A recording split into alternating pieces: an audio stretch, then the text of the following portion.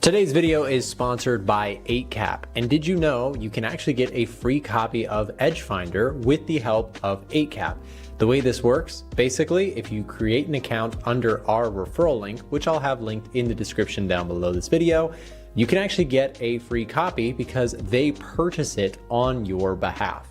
Now, how this works is basically if you follow the link that you'll see on the screen right now, basically scroll down to where you can see all of the different offers that we have, where if you deposit a certain amount of money into a new 8cap account, they will effectively buy our products on your behalf so that they're free to you, you get them free, and you also start trading with 8cap. Please also make sure to do your own due diligence on 8cap to make sure that is a brokerage that meets your own risk criteria. All the information, like I said, can be found in the description down below about this specific sign-up offer. Thanks to 8cap for sponsoring today's content. Now back to the video. Good morning, everybody. Welcome back. Happy Thursday to you for a big day today.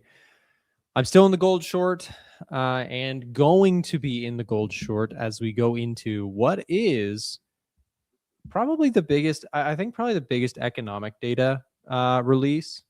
And I want to try something today. We're gonna try something. Hold on. So I've been working on something. Free access, by the way. No paywall for this. I'm working on an economic calendar on our website. It's still bare bones, but let me show you what we're working with here. This URL is probably going to change, but we're going to add it to the menu, etc. We got a bunch of free tools on here. But I'm going to make an economic calendar where you can watch the reaction, price action wise, of a lot of different charts all at the same time. Kind of like how we do on the stream, but so that people at home can pull it up on their own and replicate kind of the same idea. So anyways, we've got our economic calendar here. Today we have GDP final numbers coming out as well as jobless claims. We also have PCE. Where is PCE? Am I blind? Interest rates, jobless claims, GDP, consumer spending. Okay, yeah. No, that's not it either. Okay, maybe we don't have it on here. PCE should be on here. Unless I'm looking at the wrong day. No, it's supposed to be on there.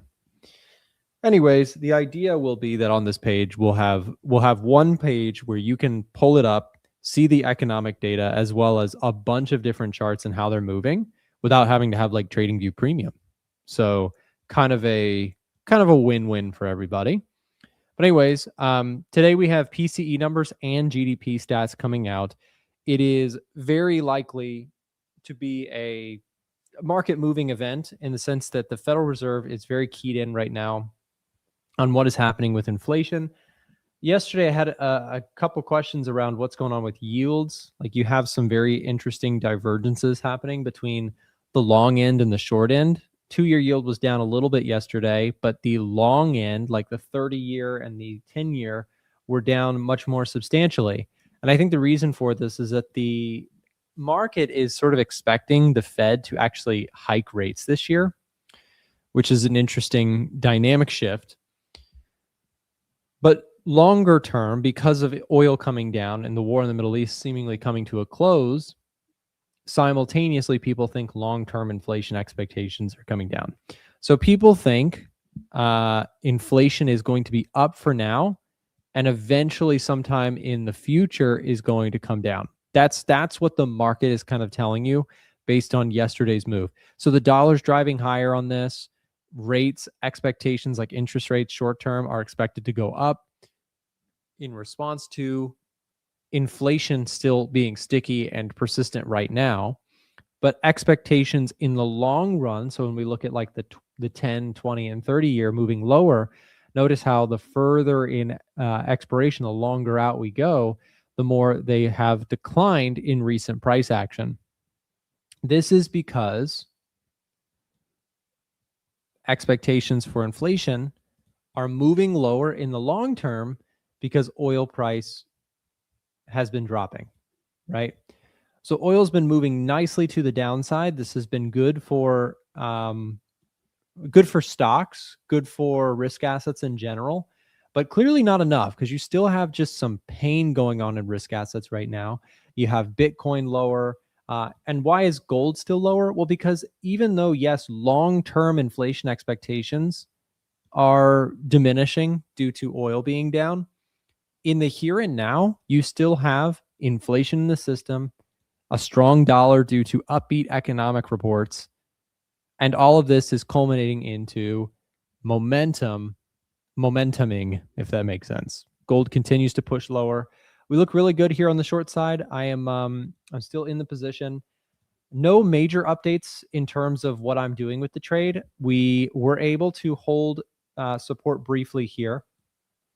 Although I made a video during that time saying I think that this is kind of a little bit of a false bottom, a false break to the upside. And that very quickly ultimately came true, which is nice. It's nice when I upload a video. Sometimes you guys have to understand, when you watch my videos, give me just a little bit of grace because there is like a 4-hour or 3-hour delay between when I record a video and when it gets edited and published. And so sometimes I will say stuff that will look so dumb, and the video still has to go up because we work all day on it, right? So we put out the video and sometimes it looks so dumb. And it's like, at the end of the day, all I can do is share my genuine thoughts and opinions about markets in the moment. But there's a beauty to that, right? Like it's just sort of, you can't do hindsight when you have to like talk about it before the price moves. So anyways, I hopefully that, when it comes to my videos, I'm going to be wrong often. It's just part of trading. Like you can be wrong often and still make money. It's a kind of common thought that a lot of new traders don't fully understand. But when it comes to this stuff, it's not about being right all the time. It's about making it count when you are right. And I think that with gold and my silver trade before this one, in which silver we caught this leg lower, and in gold we caught this leg lower. I swapped out of silver because I trailed out for a profit. So on silver, I was short. And to be fair, if hindsight was on my side, if I could just pick and choose what my positions were, then I woulda, shoulda, coulda stayed with the silver short because it's actually moved much more than gold to the downside. But anyways, I was short silver. Price looked really good. And then when we broke higher, I got out of the trade. Obviously, not great timing on getting out of that position, but fortunately, I rotated into what looked like a really good short setup on gold, and that has been off to the races since then. We're floating almost $35,000 in unrealized P&L for gold. Please understand these sorts of numbers. I know they are a wild number, but before this, I caught a minus $5.2 thousand loss on gold trying to short it. So with big P&L also comes big losses. And I've also mentioned on the channel that bad months for me can be down 100K. Okay. So I think transparency is really cool and important. And it's not fair for me to only talk about like, hey, I'm up this amount of money, but not also tell you that I'm working on a large capital basis and my drawdowns can be large numbers too. So full transparency on that. That is the reality of having big wins. You also have losing streaks. Like my losses are not necessarily individual trades that are big, but my losing streaks, right? If I lose $5,000 multiple times in a row, it can stack very quickly. And it does, that's again, nobody, I have to say I'm getting a lot of praise and a lot of credit recently for my gold short position. But I try and be graceful in this moment because there's also times where I have just losing streak in public view. And people are just like, Nick, your strategy sucks, right? Humans, we are weird like that. Humans are very much like, if it's working now, they assume it's always going to work. And if something's not working, they assume it's never going to work. That is beginner trading 101. At the end of the day, expectancy over many repeated trades is all that matters. This trade is cool. It's awesome. But not every one of my trades is going to look like that. If I take 1,000 trades, do I make more than I lose? That's all that matters, right? So I think I would invite you, whether it's me you're watching or someone else, do not idolize the performance or ostracize the performance of someone based on a few trades. That is very, very ignorant to how actual profitable trading works. If someone you were watching in the casino was playing a slot machine and hit a slot big time, Would you think that they are a good slot machine player? No. You would want to see, if you were really trying to make sure the person was good at slots, which is impossible, but if you were good at something, you want to see the longevity of it. How do you do over many, many months and years of doing this? Anyways, with that said, let's move on because we've got some stuff to cover here. So I am going to get this calendar going. It's not ready yet because, again, I don't know why. Like, we're missing some data. So what we'll do is we'll just pull up another calendar in the meantime. Let's go Perfect Street, just see if that one has it for now. So we'll pull up here. We're looking for specifically PCE today is what we are looking out for. This has the potential to move a lot of different charts. A lot of different markets could be set to move here with the GDP and PCE numbers. I just want to ask really quick, guys, if you could hit the thumbs up button, subscribe, all the good YouTube stuff. It helps to get the stream out there.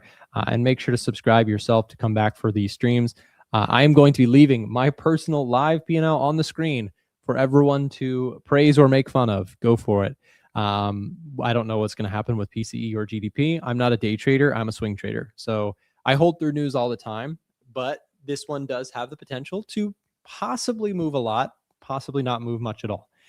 PCE is inflation. So if we are watching inflation reports today, which is very much in center view of what the market is focused on right now, if we are looking at inflation, we're saying, okay, higher inflation, not great for stocks, not great for gold. Lower than expected inflation today would be good for stocks and good for gold.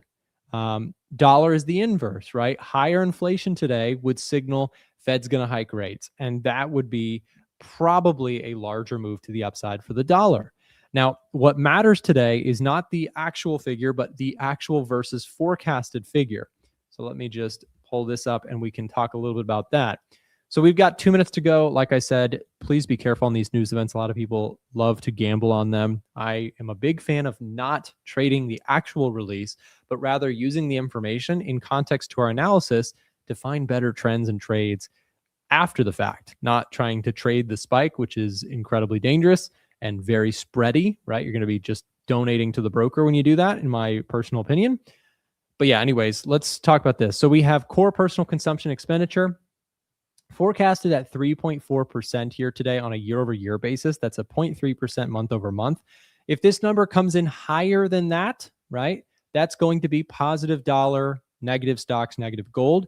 If this comes in lower than that, it's going to be negative dollar, positive gold, positive stocks. Now, again, we don't know what that data print is going to be. Educated guesses out there are going 3.4%. We'll watch the release here on the screen. I'm going to leave my P&L here. This is my gold short position, which I am still in. Let's see what we get here. About 10 seconds out. We've got multiple data points coming out. GDP, PCE, and jobless claims all dropping at the same time. Has the potential to move some markets. Let's see.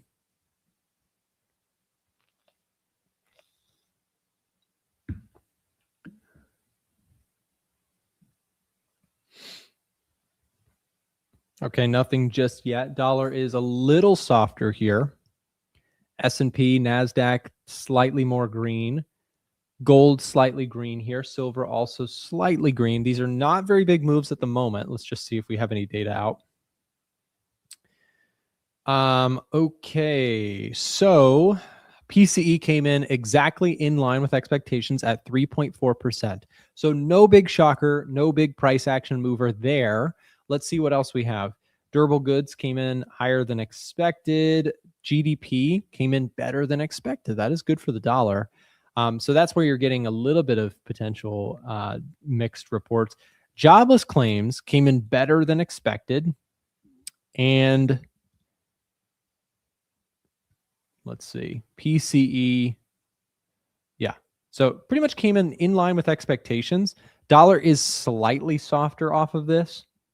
Gold is slightly higher, retesting the 4,000 level. But nothing substantial in terms of a surprise. So when we're talking about, PCE coming in line with expectations, that's going to be kind of a mixed report. So nothing big changing there in terms of DXY. dollar index from a higher time frame perspective is retesting a major level of resistance as we speak. I think if you're trading gold or actually watching equities as well, whether you're trading NAS, S&P, Dow, whatever you're trading, keep an eye on the dollar here, because you are testing, coming in very close to a very critical level of resistance for the dollar index. The highest point that we have been, ladies and gentlemen, since May of 2025. So the dollar is moving and shaking here. And the question becomes, is this rounding out for one larger scale breakout here for the dollar index? I kind of think it might be. I tend to lean a little bit more in that direction. Obviously, that is a component as to why I am short gold. My update on this, just trailing stops. I don't know how far gold wants to go. Someone pointed out, this was crazy to me. I didn't realize this. If you have been watching my show for a while, you may remember that in January, I had a record-setting trade for myself, which was gold longs. During that time, it was an unbelievable move in gold.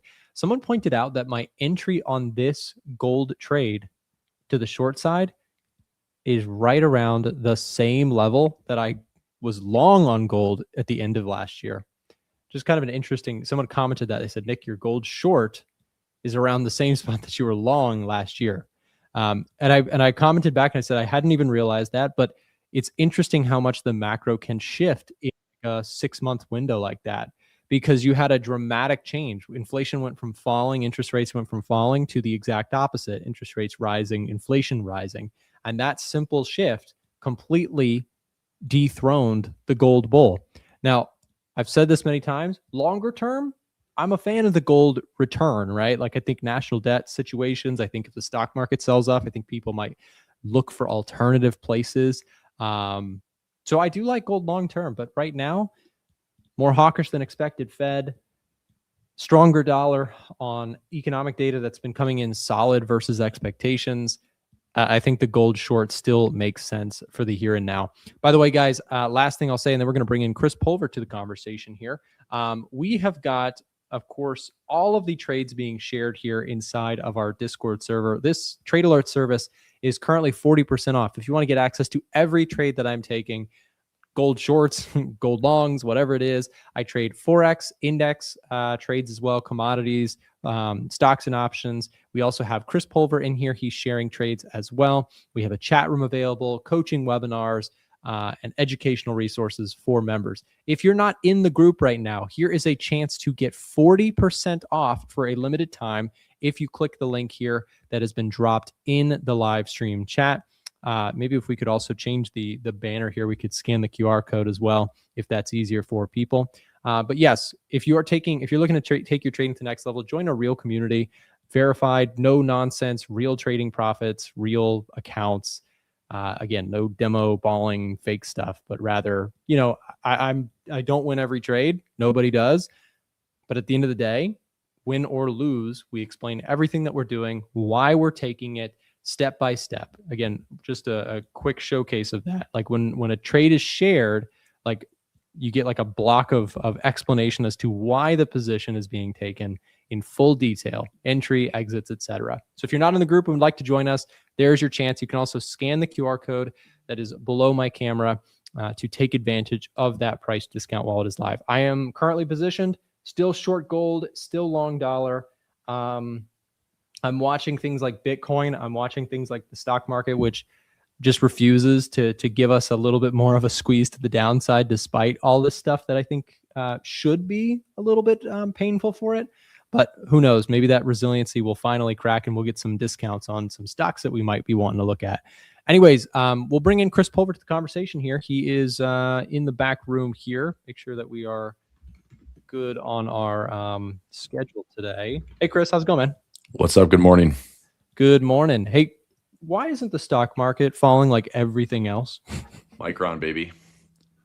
Micron earnings overnight, and they were really good. And guess what's up? Everything's been leading the way. So SMH is back up. SanDisk is back up. Western Digital's back up. I mean, you could probably look at HPE and Dell, or should I say, Roaring Kitty is why the market's not dropping today, because he jumped into Wendy's. He's trying to treat Wendy's like GameStop. About it's that. up like 25% overnight. We're so back. We're so back, baby. Yeah, that Micron earnings, that just Micron is we big. went from a very red day yesterday to just blast off across the index on the Nasdaq side. I was going to say, did you see that come back from the Nasdaq? This is a futures rip on Nasdaq from 3:15 p.m. yesterday, just straight bullish right into that weekly VWAP. But what a crazy move! That's a 600 or 700 point move to the upside. Wow.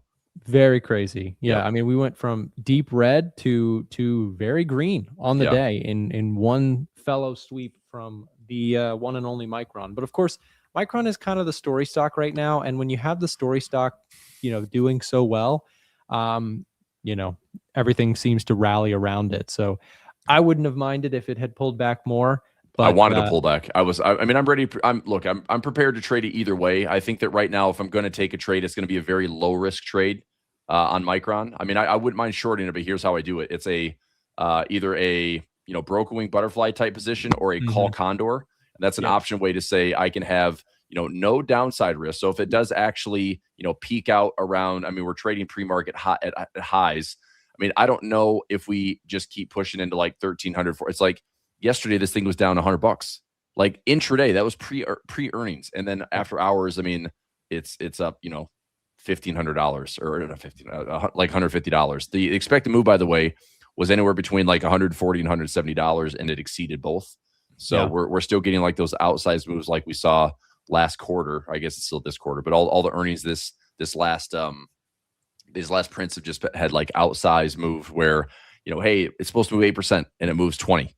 It's supposed to move 12 and moves 30. It's like these ridiculous directional moves are doing the non-typical like earnings print. I was looking at even a calendar spread yesterday on Micron, and it only covered about 90 points of movement either way. It's like, that's not enough. I need to cover like 200 points. And had it covered 200 points, I would have taken the trade, but it still would have been testing my outer limits because, we started trading yesterday at like 1090, dropped down below 1,000, and now here we are talking. It's higher than new 52-week highs if we open here. Chris, oil is making a substantial move lower here recently. Not sure what your thoughts are on this. We are just back to, at this point, just about pre-war levels, which is an insane kind of turn of events. We shot up almost as far as $120 a barrel, drifted lower, and the market kind of front ran the end of the war, at least tentatively. But the question is that something that we can kind of hang our hat on for sure? Like, we still have ongoing back and forth, but oil seems priced for, everything to be rosy from here on out. I think it probably, things are probably over, but there is that, that's what the market thinks heavily. So if there's any surprises, you could get some interesting moves in oil. Do you have any positions or interest in trading oil? So I did take an oil futures position, but I'm only risking $200 to make like $750. So I'm only interested in oil from a chance to make way more money in reward than risk. So I have a bid around $78 on it's oil futures. So ticker is /CL. But if price catches a bid and gets back above $78 on oil futures, I'll make like $750. Now I'm willing to take that exact same trade. I was originally going to look at like, if we're like $65, no, I'm going to cancel that one. I'm saying now it's like, we got to come back to like 55, because if we are going to continue, like, this is the one thing I meant to send you this in Discord. Inflation expectations, dude, are so low. Like everyone's looking out for the next 6 to 12 months, and inflation expectations are like falling off a cliff. Now that could be a terrible forecast because maybe that's not what inflation actually does, but this is an interesting read. I listened to this zero hedge debate. It was Mark Newton, who is like Tom Lee's right-hand man with Fundstrat. And then another guy from this firm was BGIT. But they were going back and forth on what they expect for the second half of the year. And Fundstrat, it's no surprise. Tom Lee's like permabull, but Mark Newton's like a technician. He was saying that he really thinks the Fed is not going to hike at all. And honestly, this may be why, because if oil continues to slide lower, all of the sticky inflation that we've seen this year has been pretty much all because of this. And if you remember Trueflation, before we had a conflict with Iran in the Middle East, we were trending from 2.7 down to 0.7. And whether that's going to, end up in the headline or BLS data, it just shows it's trending in the right direction. So the one thing we haven't really seen budge is, where's this going? Is this falling off a cliff again with AI being a deflationary force, or is this sticky or going up? I mean, with oil prices falling, I would imagine it may not show up. Like, I didn't even look at today's PCE. I just saw the price jumped up 20 points. Came in line with expectations. That's what I freaking said it would. It's like, of course, it's going to be exactly what is forecasted. Yep. Okay. So I feel like if we are truly getting lower oil prices and lower pay at the pumps and potentially lower inflation, I feel like the market in 30 days or so is like, okay, now we see the prints improve. And the market might be looking through this already. It might be looking through the oil shock as like all of the shock has been absorbed. This is, in a way, it's a bit messier than what we saw back in like COVID times, where it was, hey, Russia versus Ukraine, go into a battle, go into a war. The market had the scare, right? This is it, right? This is your Russia-Ukraine invasion in 2022. Oil shock. We jump up from 60 to 130. We double. What happened this year? We go from roughly 60 to 120. We double. But look at how well the market absorbed it. So this is why I said, like, yeah, everyone's saying like it's going to 200. Maybe it does. But from where? I guess if you're wanting oil to go to 200, it's a calculated risk. I wouldn't take a huge bet, but if it goes up, you're making a ton of money on the upside. If you're wrong, which you can be wrong, then you lose very little. But at this point, the pressure is, we cracked this low. We cracked this low. We are heading down. I mean, maybe there's a reaction here around $60, $65. We talked about this before all this crap happened with Iran, that I thought oil would be sliding into the 40s. Technically speaking, if we sit into the 40s, dude, I'm buying oil. Like, I'll buy oil at $40 and hang on to it. But I don't know. It's right now, it's got to be defined risk only, and I'm not looking to make even 1-to-1 is sucky. I want like 3-to-1, 4-to-1 reward to risk to make it even worth my time. Sure. But I'm not short. Like, I just thought it was noisy. I traded a lot of ranges. I traded iron condors. I traded, high volatility, which was good. But yeah, right now it's like, if I'm getting directional, I'm thinking maybe there's a bid around 65. But if this comes down to 55, neither one of those levels might hold. And in fact, if we want to see markets at all-time highs, we want to see oil continue to go lower and drag inflation with it to the downside. And again, this might be crazy to see Kevin Warsh step in as a new Fed chair and watch, the market's priced for hikes, and all of a sudden it completely pivots and the Fed is cutting first thing in the next maybe 3 to 6 months, which it is what it is. It's just, there's no guidance for that. Apparently we're taking away all the forward guidance, all the transparency. I think it's interesting that there's like a really wide range of outlook when it comes to expectations for rates going forward. Yeah. Like I'm hearing people say we're going to hike, like Bank of America put out like we're going to rate hike 3 times this year. And then I also hear other people saying, we're not going to hike this year. Like they're going to play the transitory card and say like, hey, oil's on the way down and there's no reason to overreact, which makes sense in the sense that like rate hikes don't impact oil necessarily, right? Like oil, like supply side is it just be, but it would be the long end of the curve though. That's, I think, look, our biggest threat right now to the stock market is the higher yields on, let's say, the 10-year. So, I mean, again, these have been falling pretty nicely since that top that we saw in, mid-May. So yields falling on the 10-year, yields falling on the 30-year, like, this is an encouraging sign for the U.S. Now, yes, it is. Yeah. This to me is going to be Kevin Warsh's real test, is the bond market test, not the equities market. I mean, equities can fluctuate. We know 5 or 10% can happen in a blip of an eye.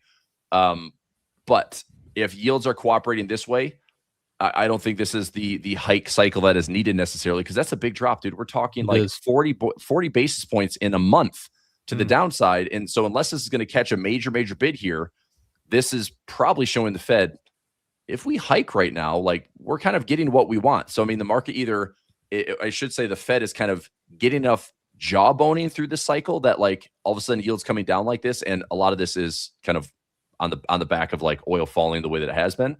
But I do wonder, if this is Japanese yen 30-year, if this continues to fall, or the bond market with Europe, or gilts in the UK. Like same thing. If they are falling, I don't know if this massive central bank hike cycle is really going to materialize. It could be talking hawkish, but waiting long enough to see like, well, heck, yields are coming down. We can cut. And even though the cut on the Fed side is not the long end of the curve, but if it correlates with the short end of the curve where they cut again, and we're at 3.5 or 3.25, I mean, remember, we've been cutting like crazy since back here. So even though the Fed has cut rates on the short end of the curve, we're still much, much higher on the longer side. So the 10-year has gone up since the Fed's cut almost 2% in the last couple of years. Yes. But if they cut 25 basis points and the 10-year is down another 25 basis points, that's good to see that correlation come back. Because what's been weird is we cut rates on the short end of the curve and we see the long end go up another 25, 50, 60 basis points. Yeah. And that's why this has been like, oh my gosh, what's going to happen? The bond market's going to take away the keys type thing. So I think right now the markets are kind of showing that they're getting what they want. Oil prices dropping, the Fed, and I didn't think it'd be like this kind of thread the needle type pivot, but I hate to say the word transitory like you said, but that may be, I hope Kevin Warsh doesn't use it because that came to bite Jerome Powell in the butt really hard. But that might be exactly what the Fed's trying to do is see like, hey, look, this phase of inflation will pass. Right. As long as we don't see like another flare up in the Middle East. Move too quickly on Exactly. what is a an oil-induced jump in the 10-year, which makes sense. Chris, I wanted to also do just a quick sentiment study. We love to do this together whenever we do it on Thursday. So just going to rotate through a couple charts with everybody here. Okay. Looking at the put-call ratio, what for newer viewers, put-call ratio is looking at the ratio between puts and calls on select assets. So in this case, I wanted to start with oil, which is kind of in no man's land here right now. We were previously seeing a lot of put volume that has cooled off a little bit. What I think is more interesting, and coming from a place of being short-term gold bearish, I also recognize that I think crowd sentiment has gotten a little crowded on the bearish side of gold. Check this out. High put volume is what this calculation does is it looks at the last like 30 days to get a standard deviation of where the put call ratio has been to identify when extremes are being hit. It's kind of like a Bollinger Band on options trading. And check this out. We just jumped again to a very high level of crowd sentiment, bearish sentiment on gold. So coming from somebody who is short, I do think that it's very possible that you could catch a little bit of a bounce. Like we got extended to the downside here for a couple of days. I'm not willing to close my short position or get long for that reason alone, but I think that it is very much normal that you get some kind of a bounce following such a sharp, consistent drop in gold. So that's gold. Let's also just take a quick look at silver. Silver's the same thing. So silver's getting some very crowd sentiment bearish readings. And the way we read this here is we use this as kind of a contrarian indicator. When I see everyone piling into gold shorts or gold longs, I typically use that as a contrarian signal or contrarian indicator. Additionally, let's just take a look at SPX because this has been interesting as well. SPX, leaning a little bit more on the call volume side recently, which I think is interesting. Yesterday, of course, we had a little bit more normalcy there, but high call volume.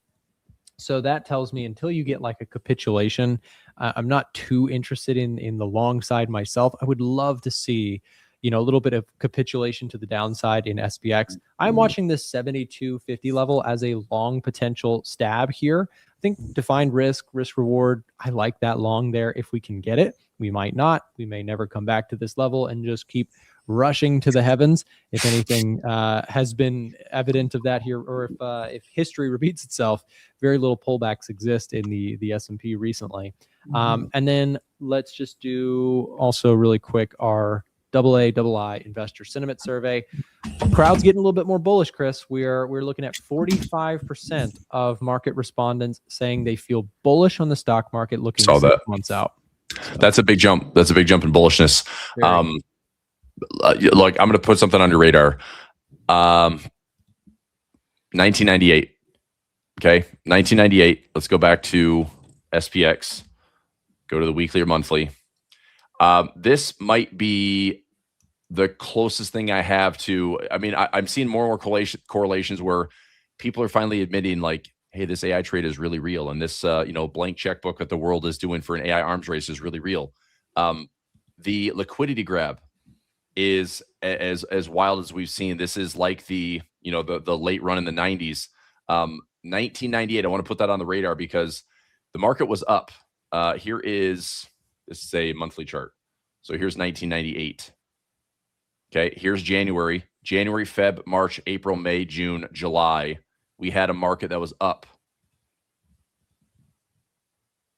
about 15 to 16%. At one point, it was topped out around 22% to the upside. Okay, now that's a pretty good rip. It took it all back in the summer, and then still finished the year at highs. Crazy. That's the crazy volatility that's like, dude, I'm prepared for something stupid like that to happen. I hope that it doesn't, but that is the type of wackiness that's going to catch every trader off guard. And we're talking about, the type of tail risk that this market has, which is both on the left and right side. That's how both traders lose. It's like everyone that's a bear is going to feel right for a split second, and all the bulls are going to be coming out of the woodworks. But it's like that V bottom that maybe is bought and taking us up to all-time highs again. I just, for some reason, I'm thinking that in the back of my head, like if we take out this March low, fast forward to this year, take out this March low. I'll go to a weekly since it's a little bit easier to read. Okay, let's say that we have some I don't know if it's going to happen. The markets are certainly, bigger, faster, stronger, a little bit more stable. But if this is an organized correction, I still think 7,000 has an interesting bid. If we get below 7,000, the market has a lot more vulnerability. And yes, I could see us coming back to test this low, becoming a broadening pattern type look. And that shakes out a lot of traders. But I would be interested in buying the dip. I'd be interested in having premium sold down here. The VIX could be up to 30, 40 at that time. If we get back to all-time highs, that could be a fantastic asymmetric trade. So here's a question for you, Chris, going off that, because I think I'm in the same boat. Like I am a believer in the technology. I think that I think for locally, AI has absolutely uprooted my business on a personal level. Like it is unbelievable. Everyone on my team is like way more productive. We're doing way more things than we ever have. It's truly incredible. That said, so was the railroad, so was electricity, so was the internet. These things that were game-changing technologies and are to this day still game-changing technologies can still get very hyped, very overbought. My thought process is exactly the same in the sense that like, give me that down 15% in a hurry S&P 500, and I don't know. You never know if that is the bottom.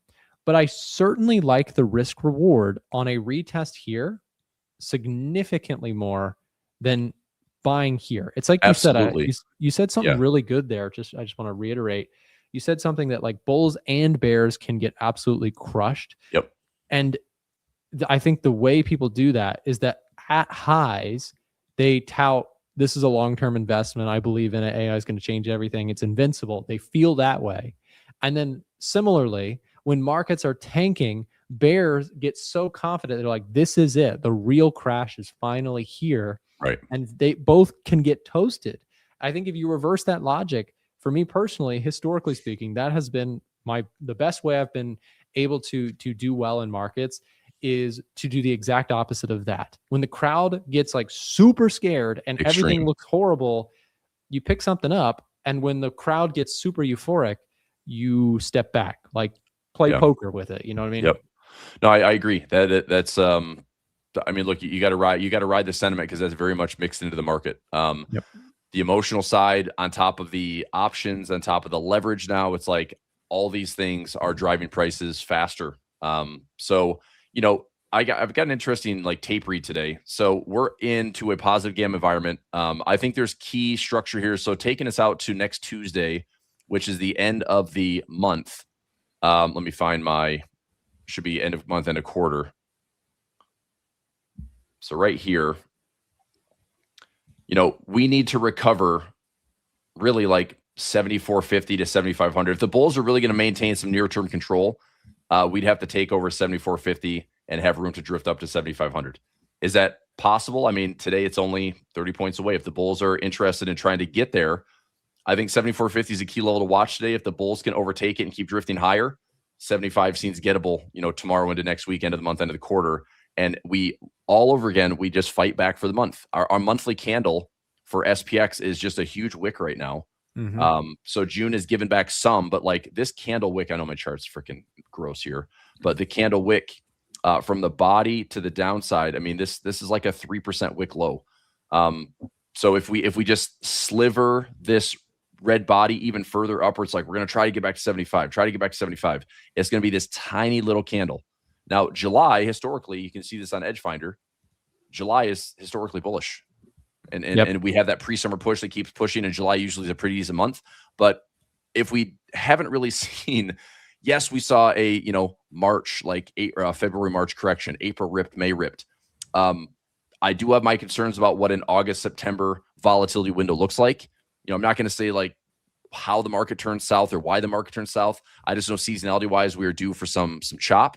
But if we fight back for June and we don't see a pullback in July, I'm just, again, I hate it, but it's like, I'm going to be super cautious in August, September for like some type of, volatility shenanigans, and then try to finish the year on a strong note. You might get the midterm story in there too. Yeah, but I mean, midterms are in November, and I get it. But honestly, like the markets don't really mind a split. The markets don't mind gridlock. That's true. So I mean, even if Trump look, the Democrats won't have enough majority to do anything. Republicans can't just keep passing like top of the K benefits. So it's a gridlock, which really doesn't affect the markets. Yeah. And I think that's fine. It's like, Trump might lose some of his tweet social power or truth social power because what he says is not just going to be, driven into the ground by his majority, but his approval ratings suck. We have an affordability crisis. I mean, the American dream was come here and create a business or get a job and buy a house and raise a family.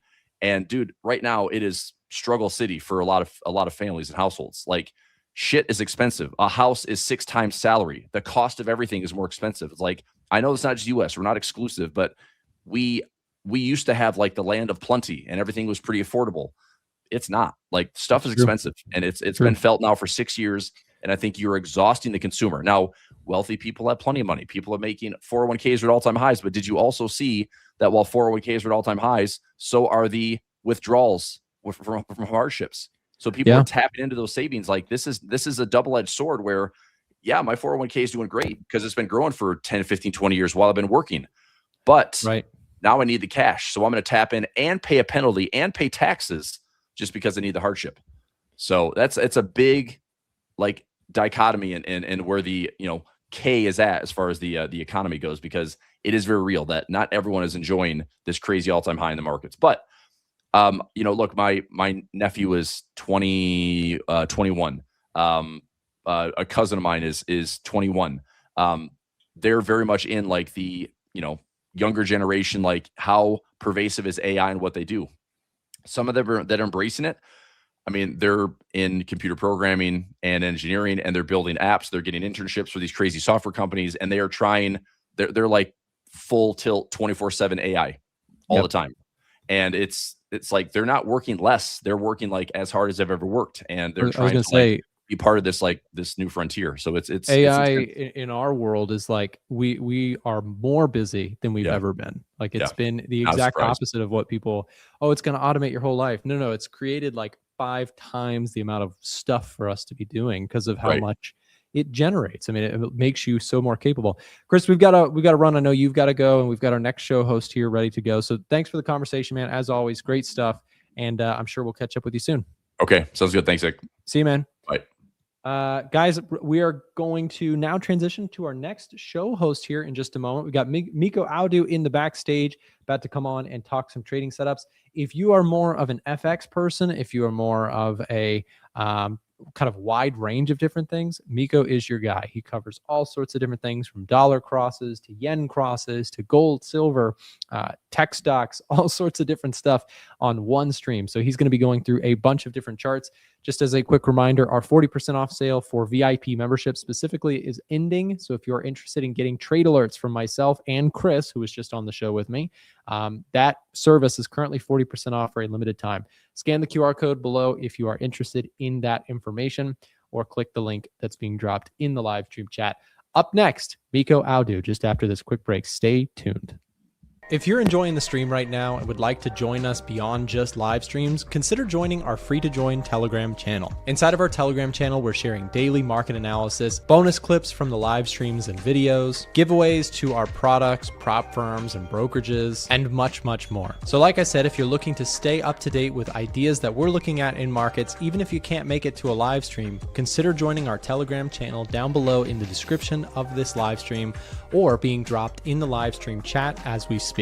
Just click that link, it'll navigate you over to Telegram, click join, and you can come back to the stream. It's totally free to join, and if it's easier for you, you can also just use the QR code that you see on the screen right now. Now back to the live stream. Okay, what's up everyone? Hope everyone's doing well. Glad to be back on the stream. Of course, if you guys do have any recommendations, any markets you guys are interested in trading, please feel free to let me know, drop in the chat. More than happy to discuss and see what you guys are looking at. But yeah, it's been interesting. A lot of the focus myself is on a lot of the USD currency majors. We can discuss that in detail, of course. We can go through plenty of different markets, but we'll focus there for now. Now, pound USD has been a big interest of mine. I am currently short on the 4-hour chart. We have seen some nice downside the past couple of days. This is the position currently. I have removed risk there, and I've taken some partials as we created new lows.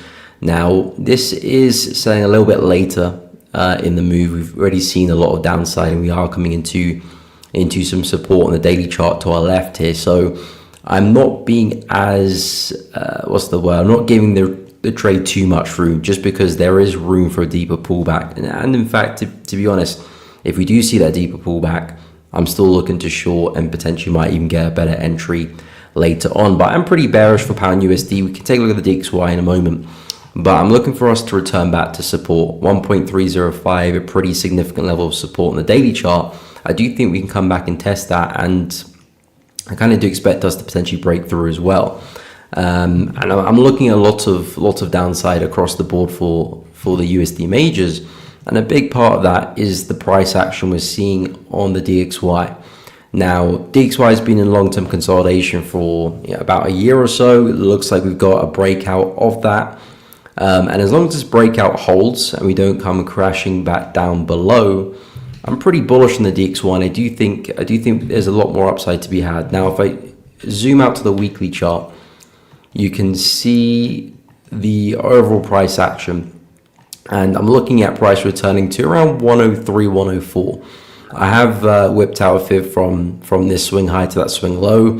The midpoint is always a healthy place price can correct towards. It's always a healthy target to have. Now, price could, of course, surpass that and go a lot further, but that's kind of where I'm expecting us to at least go and test.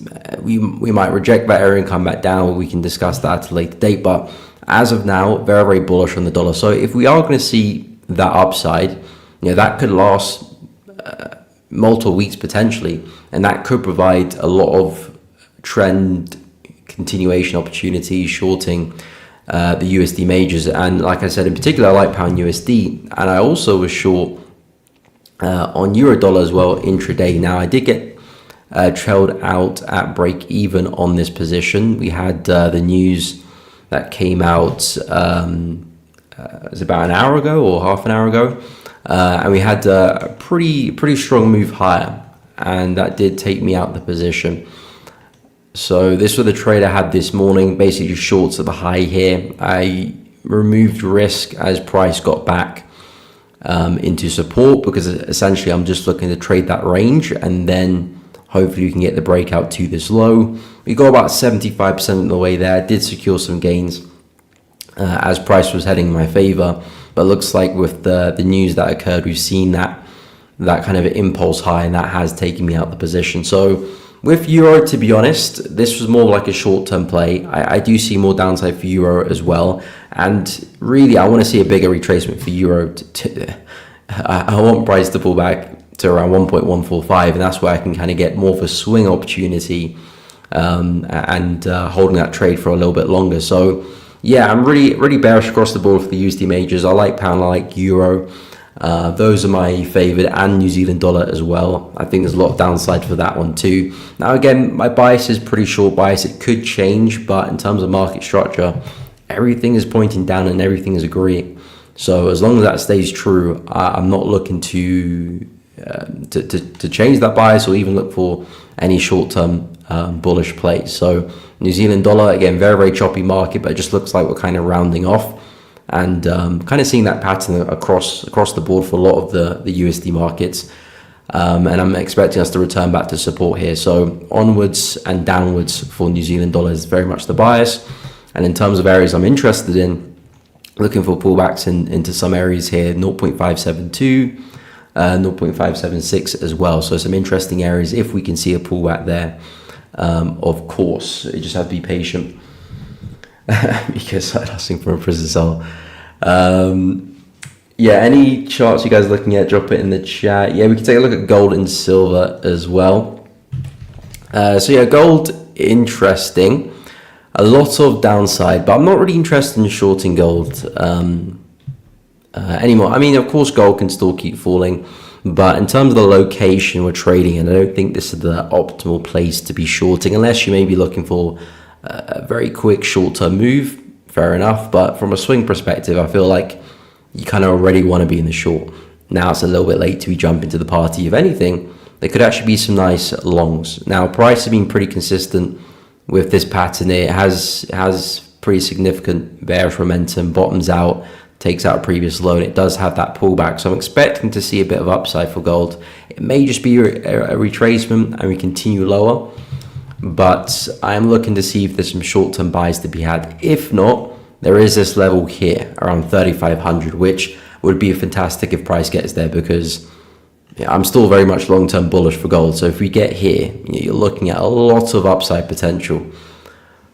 It's very unlikely that I catch that in one move, but it could set up some really nice long opportunities for a while. So gold's interesting. I think if you're looking at intraday, I wouldn't be buying just yet.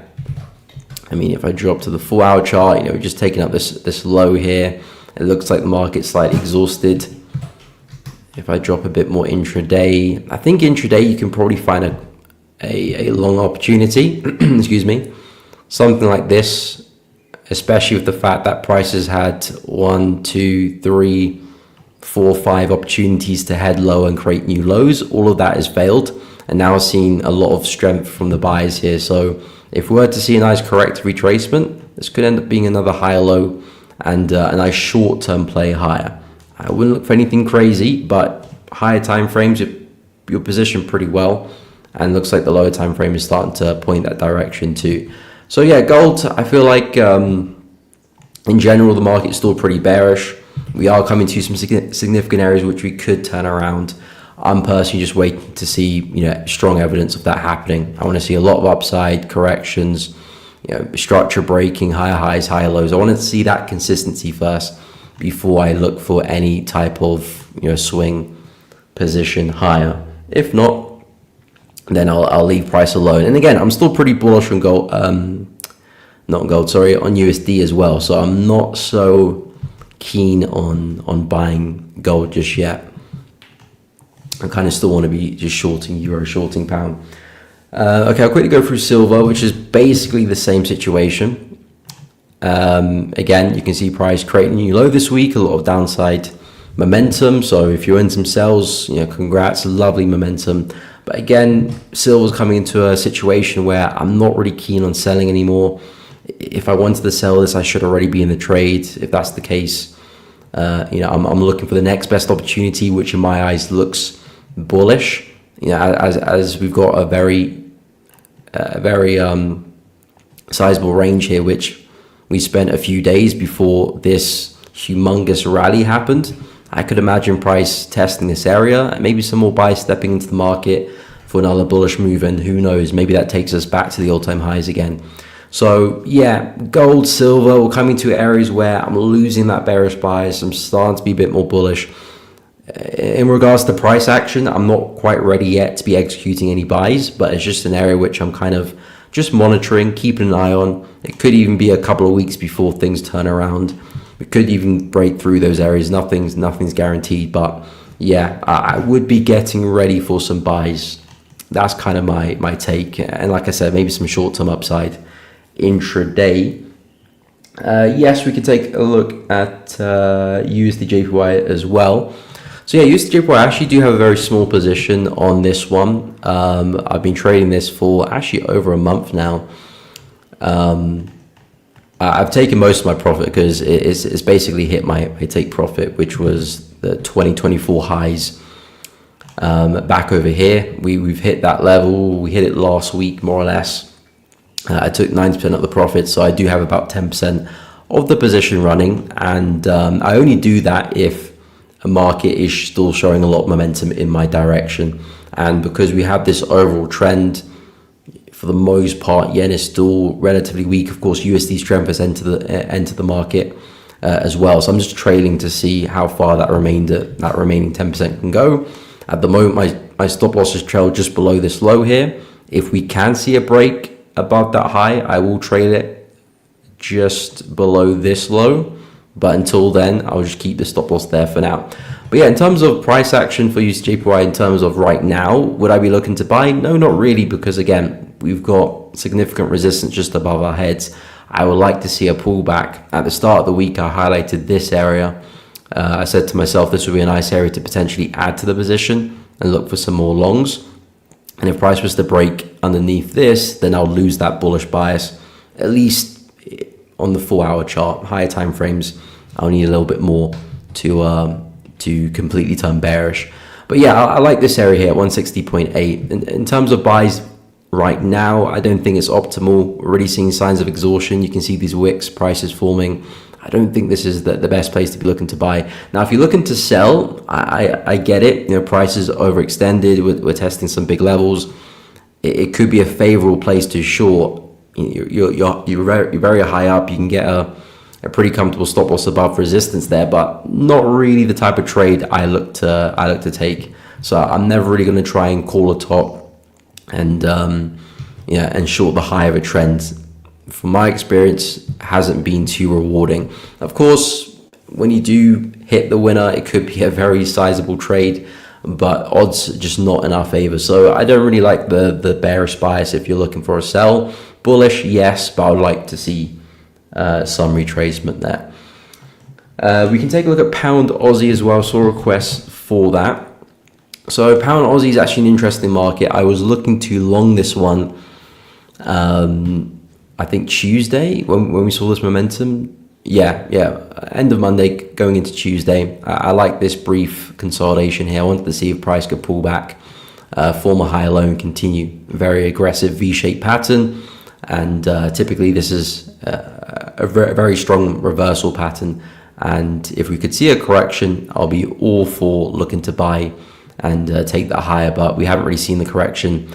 And now that we've just about seen a high, I'm not really too interested in the longs anymore, especially because if I do scoot to the higher time frame, we're still technically bearish here for pound Aussie, although I do think we're probably starting to form a bit of a bottom, and maybe long term we could be looking at some upside. I don't want to get too ahead of myself for pound Aussie, especially when we're pulling back into this type of location, which was previously, where we formed a lower high in the market. So now this is a bit more bearish territory. If we start to fatigue, exhaust, there could be some shorts to bring this back down again. I think keep an eye on 1.92, 1.93, anywhere in here could actually present some nice sells, depending on how price reacts. If, of course, we see some strength come in and we break structure, that changes everything. But if we stay corrective and this just turns into a bit of a flag pattern, there actually could be some nice sells up there as well. But again, that's an opportunity maybe for a week or two time. In terms of price action right now, I'm not really seeing much. I understand we're trading at some resistance. We might see a bit of a rejection from that, a bit of downside. I do think there's still a bit of upside left, especially because of the intent. We're seeing a lot of momentum, a lot of strength. I do think we'll probably likely see a bigger break of that resistance. So the sells are not really interesting me, and the buys are not really interesting me as well. But that zone here, 1.92, 1.93, might present a nice short. So yeah, that's kind of my take. Bitcoin, Ethereum, yes, we can quickly go through that as well. Yes, we can look at pound USD too. I do have a position on that one, but yeah, we can quickly go over that quickly. Yeah, in terms of Bitcoin and Ethereum, I haven't actually been keeping up to date with these this week. Not really my interest. I did analysis coming into the week on my channel, but in terms of my interest, it was mainly just the USD majors, pound yen as well. Yeah, coming to the week. But yeah, coming to the week, I spoke about some retracement back into the zone and a continuation back to support. We pretty much had the same price action across the board. So if we go to Ethereum, it was basically the same thing as well. Yeah, just a pullback and some downside. So, and I think XRP as well gave us a similar kind of correction. Yeah, similar here. Didn't quite give us the pullback into that zone, but a nice kind of continuation. But yeah, okay, what's the next play now for the cryptocurrencies? Well, from a trading standpoint, things are still looking pretty bearish. Would I be looking to sell? No. Mainly for two reasons. One being the market is quite oversold and we're actually showing some signs of exhaustion right now. So I don't want to keep selling into that. If I'm going to sell, I want retracement, kind of like what we just had. And number two, we're coming back into support again. So I'm not really seeing much value in terms of shorting into that. Again, especially if you have a swing bias. Again, intraday is always a bit different. You can always get away with an intra-session, intraday move, but swing doesn't make too much sense selling into that area, even though we could very much still see some more downside. So in terms of opportunity for Bitcoin, let me just get rid of this so we can start fresh. In terms of opportunity, I mean, if we are going to reverse and this is going to be a bottom, I want to see price breaking through highs. I want to see something like this happen, and that interests me because we've got, you know, significant support. Price has bottomed out. We're seeing intention above structure. Chances are we probably do see a pullback and then more upside, and this becomes a really nice buy opportunity. Of course, that is probably a few days away if that's going to happen, but I like the idea of that. Sells just don't make sense back into support unless we see a strong break, we see some more momentum come back in, then yeah, we can probably discuss another retracement and then more downside.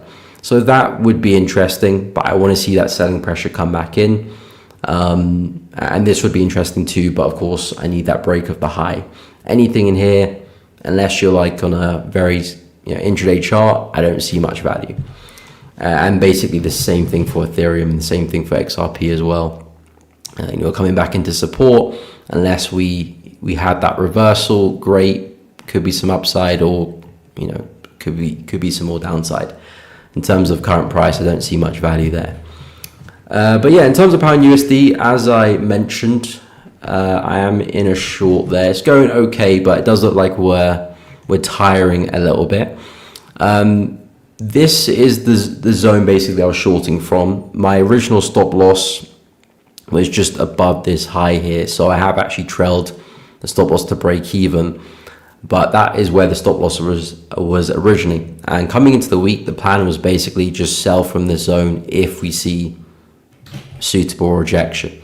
Now that we have seen some downside and the market is not really showing momentum like it was last week, we might actually have a deeper retracement.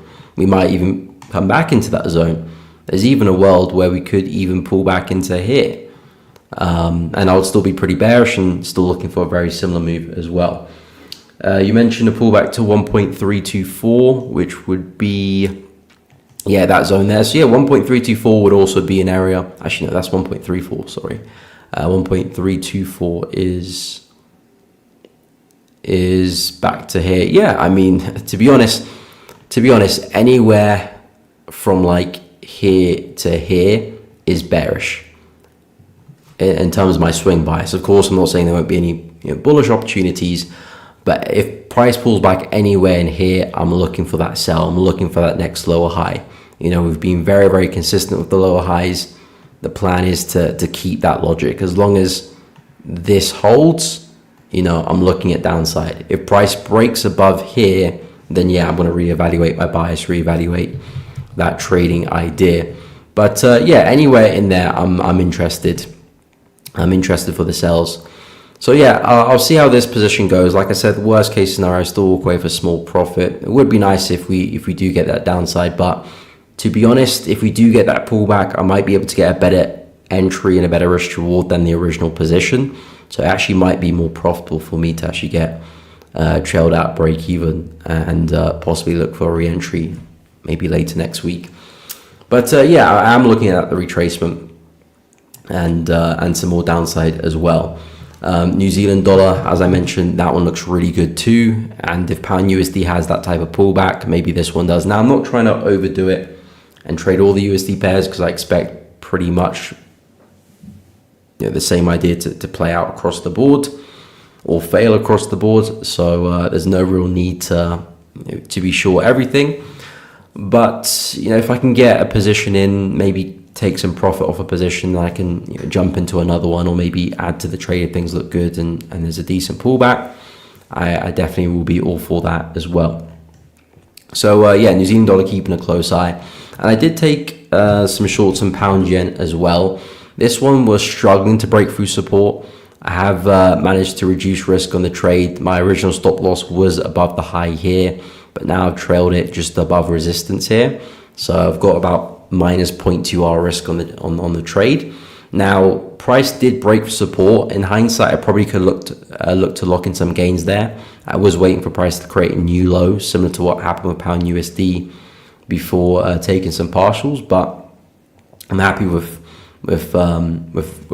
reducing the risk there. But essentially, I'm starting to get ready for some sells for pound yen. This was very much like a teaser trade. I'm only looking for a push back into support with this position. If the yen pairs really do get their sell off and maybe you see a big intervention from the yen, there could be a lot of downside, and I'm talking big bearish trends across the board. And I'm looking at the big picture here with pound yen. We're very stretched. We're at highs we haven't been in for decades. There is a lot of downside here, so I'm kind of probing the sells, maybe a little bit early on that trade, but I'm going to keep an eye, especially with the failure here to make new highs. So if price does push back into resistance here, I probably will have another stab at pound yen if we can see some healthy rejection there. And then if things look good, maybe we do get that completion and that swing back to support. And then if we do break through this, then we could see a really, really, really big move there.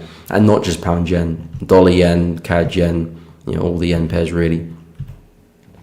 But yeah, at the moment, those are the only positions I'm in. So pound yen short, pound USD short, and then the dollar yen long position. Then of course I was trailed out with Euro USD. In terms of my focus going into the later stage of the week / next week, I have a lot of interest with NZD pairs right now. I'm pretty bearish across the board for NZD. So NZD USD we spoke about, NZD CHF, I like the downside there as well. Basically for all of them, I need pullbacks. But New Zealand CHF, very, very choppy market. So I always have to be careful when I'm trading a market like New Zealand CHF because it doesn't trend super well. I mean, it pullbacks a lot, it chops around a lot. But can give some really nice opportunities if you're patient. And I'm looking to see if we can get another leg to the upside, hopefully another one of these swing highs forming. And I'm looking at price returning back to support. Euro NZD, I'm liking what I'm seeing with that market as well. A lot of upside as of recent. I'm looking to see if we can pull back into either of these zones, and I'm looking for a push back into resistance at 2.03 as well.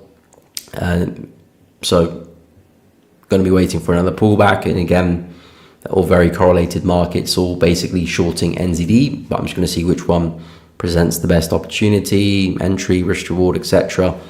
But USD is something I'm interested in, and New Zealand CAD as well. Keeping a very close eye on New Zealand CAD too. At the moment, we are approaching some really nice support, and I'm hoping to see a bit of a bounce there, a bit of a pullback. This at the moment is the zone I'm interested in, around 0.812, and targets I'm looking at a pushback to support around 0.792 as well. So yeah, in terms of interest, NZD pairs very, very much focused on them, but to be honest, I probably might not get a position at least for another week because they still need to pull back. This is the 4-hour chart. It's not likely going to happen overnight. Could do, but probably not going to happen overnight. So whilst I manage the current live positions, I'll keep an eye on the NZD pairs. To be honest, I'll just set alerts. There's no need to be watching the market 24/7. But that's really where the focus is: shorts and NZD pairs, and Aussie pairs are actually giving similar opportunities to like the counterparts, Aussie CAD. I think that's quite interesting too. But in terms of market structure, it's not quite ready yet. This has been a long-term bullish trend. I kind of want to see evidence of us breaking lower first. I can see evidence of us failing at highs. I want to see evidence of support failing, lower highs coming into the market. And again, there could be a lot of downside there too. So Aussie, I think there could be some nice sells too, but between the two, I think NZD pairs are showing a bit more promise. Okay, I can quickly finish off on Aussie New Zealand dollar, and I might as well do Aussie CHF whilst I'm at it as well. Aussie New Zealand dollar, that's been trending very well. A lot of upside as of recent, probably just aiming to retest the highs before we had that last pullback. But in general, the trend is still looking pretty healthy. Yes, we've seen some bearish impulse momentum come in, but hasn't really done anything structurally.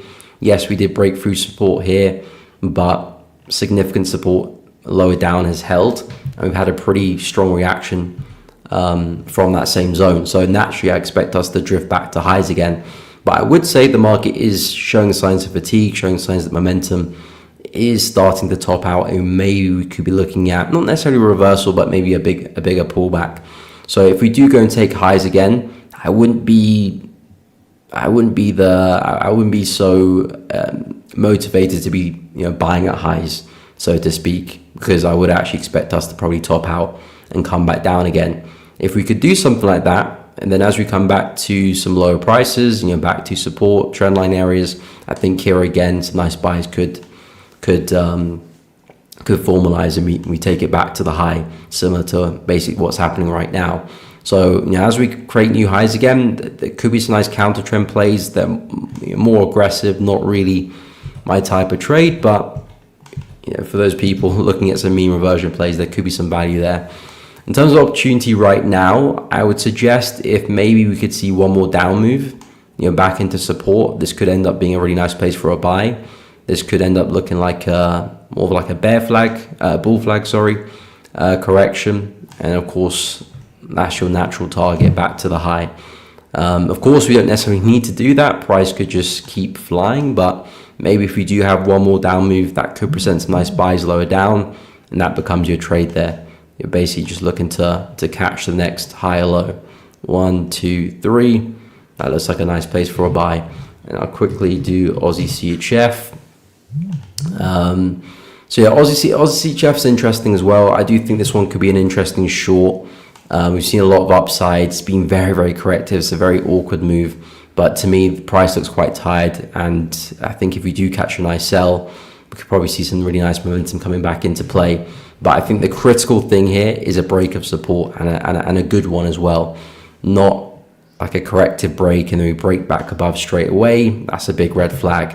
If we could see some healthy momentum breaking through, then automatically this becomes a place to keep an eye for a retest, and then you got some downside opportunities there as well. So I'm leaning a bit bearish here. Of course, the market is still technically bullish, and we could still keep pushing. I'm not really interested in that. I think the sells is really where the opportunity lies, but we're not quite there yet.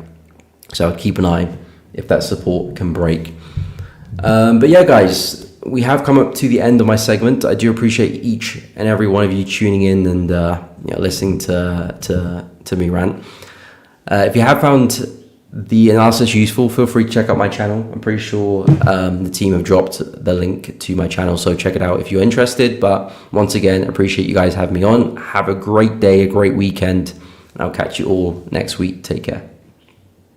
This next segment of the live stream is proudly sponsored by the one and only Ola Prime. Ola Prime is easily one of the most impressive prop firms that I've come across with an incredibly professional team. They offer fast payouts within 1 hour, up to 95% profit splits. They have the largest number of trading platforms. I mean, just take a look at this list. They have MetaTrader 4, MetaTrader 5, TradeLocker, DXTrade, MatchTrader, and CTrader all available to their traders. And that's just for the Forex side. On the futures side, they have DX Futures currently with Tradeovate and NinjaTrader coming soon. Ola Prime has one of the widest selections for challenges and funded accounts that I've come across, with a wide range of account balances you can choose from, like 5 all the way to 200K. And just take a look at the variety of different challenges you can choose from to fit your trading style. They have a 1-step or 2-step pro accounts. They have the 1-step prime, 2-step prime, direct accounts, Ola Prime, 1 challenge. I mean, you have a wide selection here. And the reason this is so important is that you as a trader have a unique style. Everyone does. And finding the right challenge to meet your criteria is very important. If you go through their website, which I encourage you to do so using the link dropped in the live stream chat right now, you can explore in full transparency all of the different account types, all of the rules, etc. They also offer news trading and weekend holding, and they have direct and challenge accounts available. For a limited time, stream viewers get extra discounts using the promo code that you see on your screen right now, and also through the link and promo code being shared in the live stream chat. Take your trading to the next level with Ola Prime. Now back to the live stream. Good morning, everyone. Good morning, good evening, good afternoon, wherever you guys are watching. We can certainly touch on gold here. I know that's been here per request here in the chat. So I'll definitely go ahead and do that. Hope you guys are doing fantastic. Like always, guys, you know, the tools and the promos that we have for you guys are the best ones we can offer. Ola Prime is a really great prop firm. If you guys are looking to get funded, definitely go ahead and take advantage of that. And also take advantage of, you know, the free Discord, the free Telegram, all that good stuff. But let's go ahead and get right into it today. So let's go ahead and touch on, we'll go ahead and top down. I think the big story right now is going to be the price of oil. I think oil is the reason why you're seeing everything else kind of move the way it is. So lower oil here today, getting very, very close to those pre-war levels. So this candle right here, right, this gap up that right here, this was essentially that weekend gap of, you know, the war was announced in the Middle East. So we are now basically filling this gap here. We have made a 41% drop from the war highs to where we are right now. So if I measure this out here, we are about 41.56% lower, which is very, very good, right? So you're seeing that. However, the tricky part is you're seeing this, but you're still seeing you know, the inflation story still prevalent. And what I mean by that is you're still seeing gold under pressure. You're still seeing the dollar higher, and you're still seeing yields somewhat elevated. Now, yesterday was very interesting. Yesterday, and we saw this dialed back yesterday as well. The whole rate hike probabilities got shifted meaningfully, I would say. So upward trend line here from the war start all the way up until this area here, you can see that yields have been just trending higher. Yesterday was a very big red day for the U.S. 10-year yield, down 2.28% here, and we are now continuing that decline as well. So my question to myself is the dollar bullish story going to come to a halt sometime soon? Because if the market is pricing in potentially a less restrictive stance than what it was doing at the peak, which was after that FOMC meeting when we were looking at 3 rate hikes until Q1 of 2027, then that can let off some steam for the dollar, right? Are you guys on the same boat as far as thought process go? Let me make that clear here. Do you guys think that if the U.S. 10-year yield or yields across the board start to drop lower, does that mean that less restrictive policy is ahead?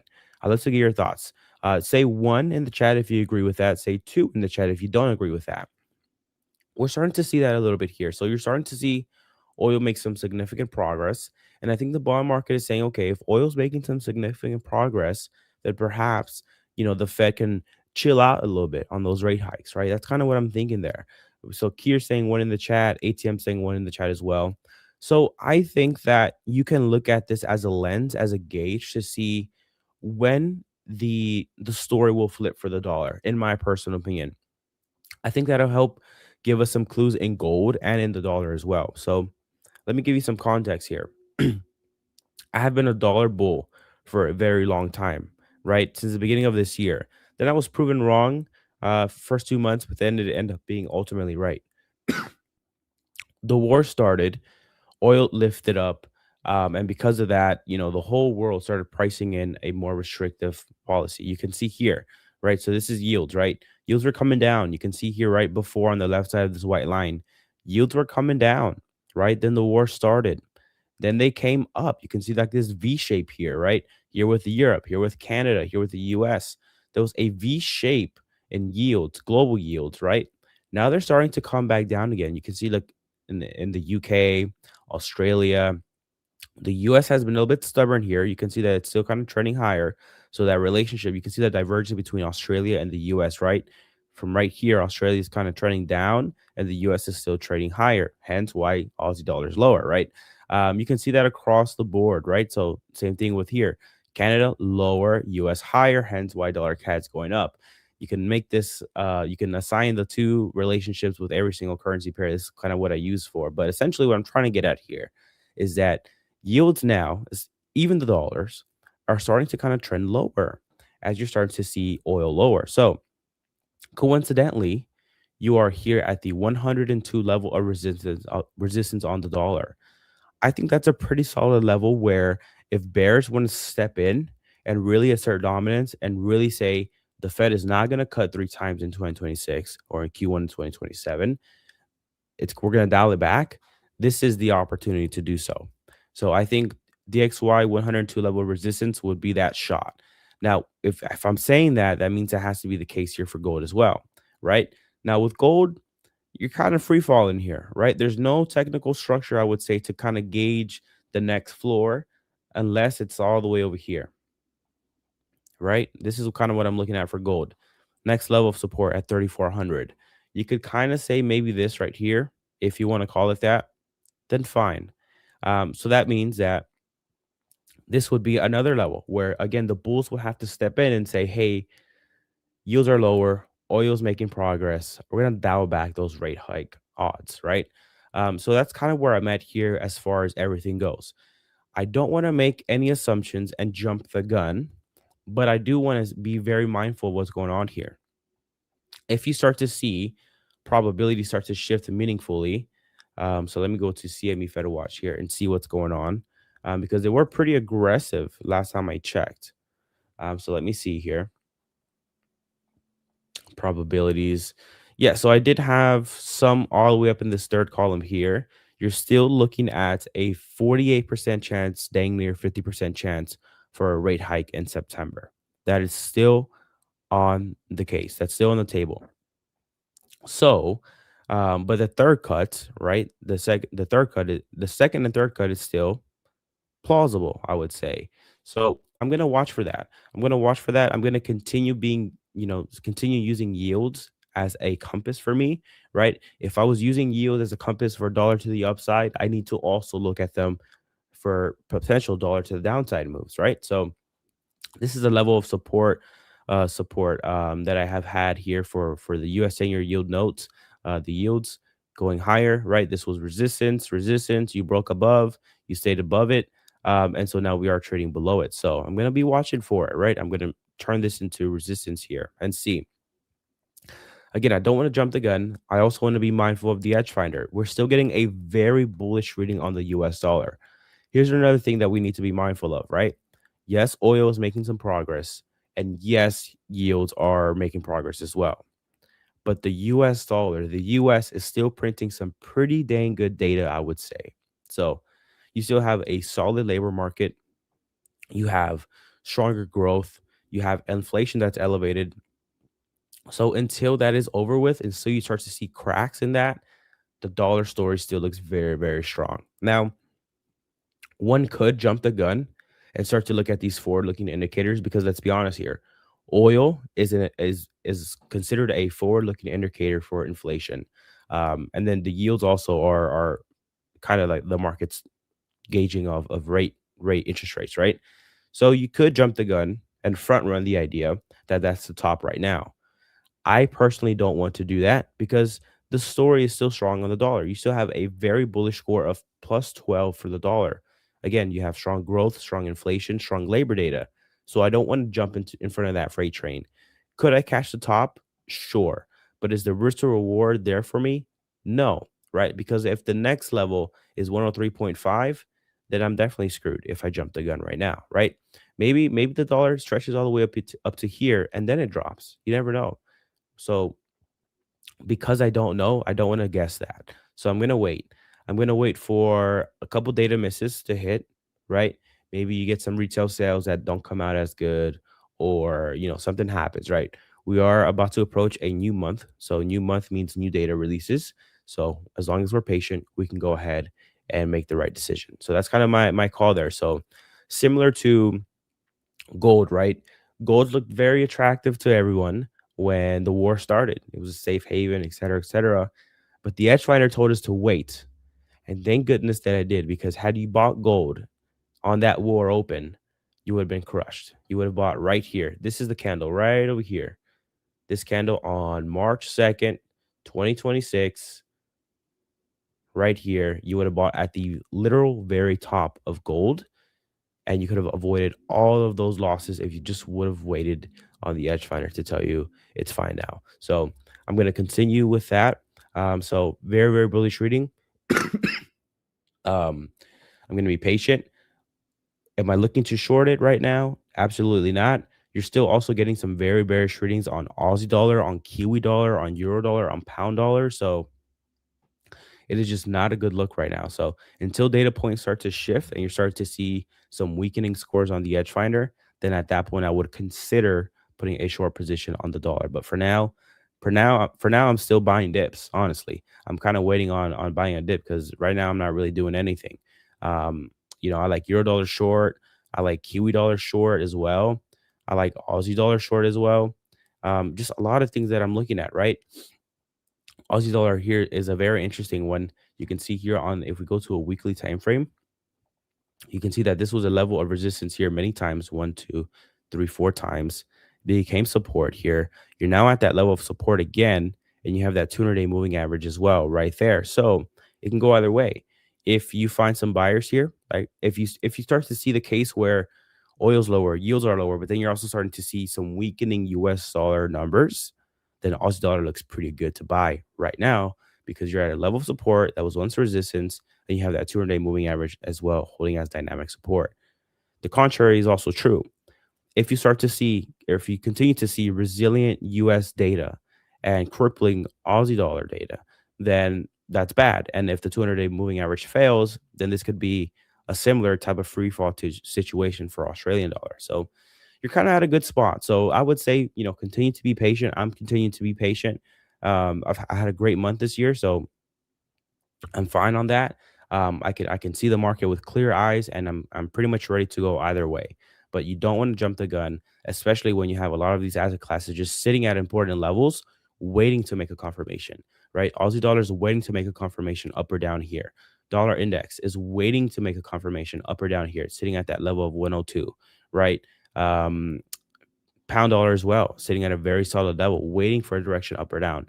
So I think patience here would really help you, would really help out. Marco, how are you doing, man? Good morning or good afternoon. Oh, hello. I'm sorry, I was doing something in the background, but hello. Just give me 1 second to finish it up. So, sure. Okay, done. I'm doing pretty well. I can see that you are feeling better, right? Yeah, man. I mean, I'm able to talk more, so that I'm so happy for that. Cool. So I do feel a lot better. Nice. So what's on the radar for today? What are you looking at? Any new positions? I am seeing that the dollar is being a little bit stubborn, man. It's still up on the day. Well, not really. It's still very strong relative to peers. You're at a very, I would say, a level of resistance that could hold. But you're seeing a strong dollar when you're having oil way lower, getting back to those pre-war levels, and you're having yields also starting to soften up a little bit. So Yep. I'm like, are those forward-looking indicators? Does the market know something I don't know?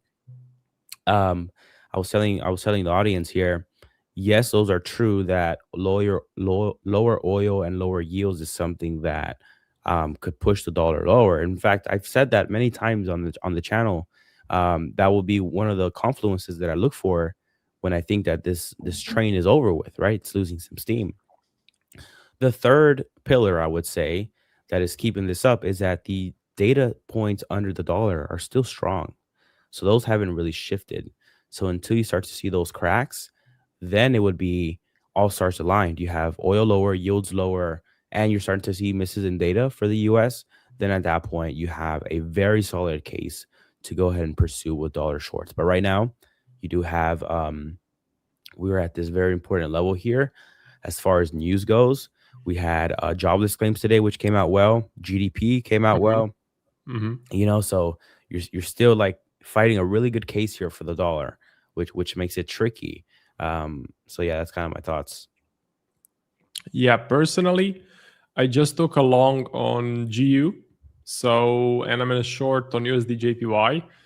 It's not massive amount of risk, but I think that the market is that traders are completely mispricing the Fed. So like Middle East is done, or the markets are at least saying the Middle East is done. Oil is back to pre-war levels, which is crazy if you think about it, but that's what's happening. Sugar is crashing. Fertilizer is back at pre-war levels. So all of the crises that were mentioned on Twitter that everyone was talking about, all of it is averted. And all of the oil experts, all of them were wrong, unfortunately, or maybe fortunately.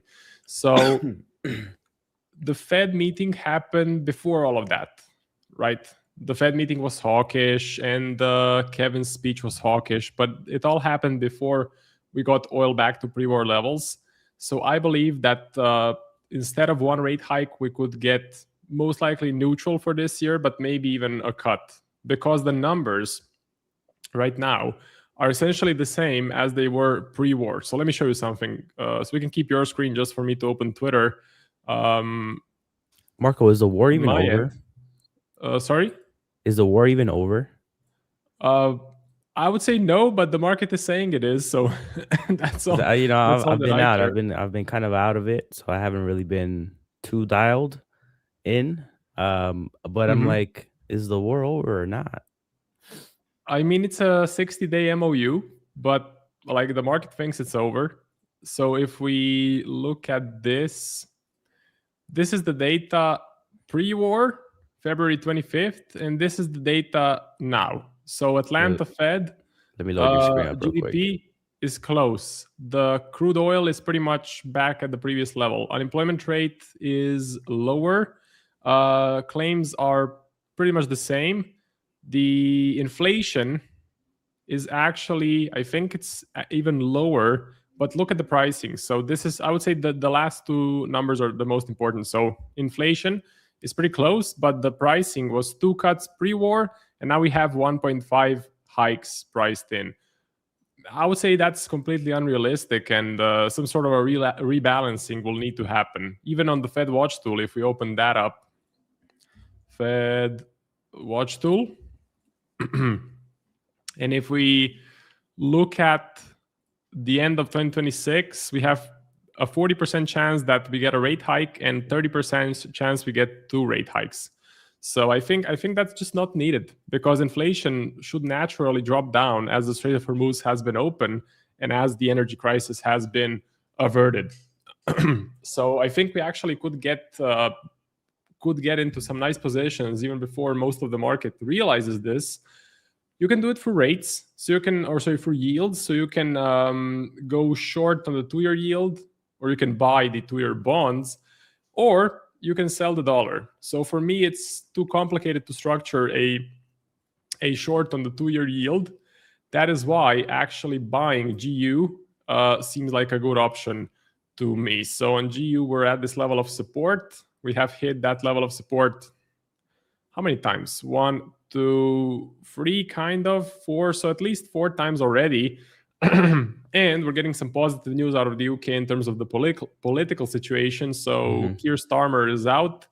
Supposedly, he will be replaced by someone who is more bullish for the currency.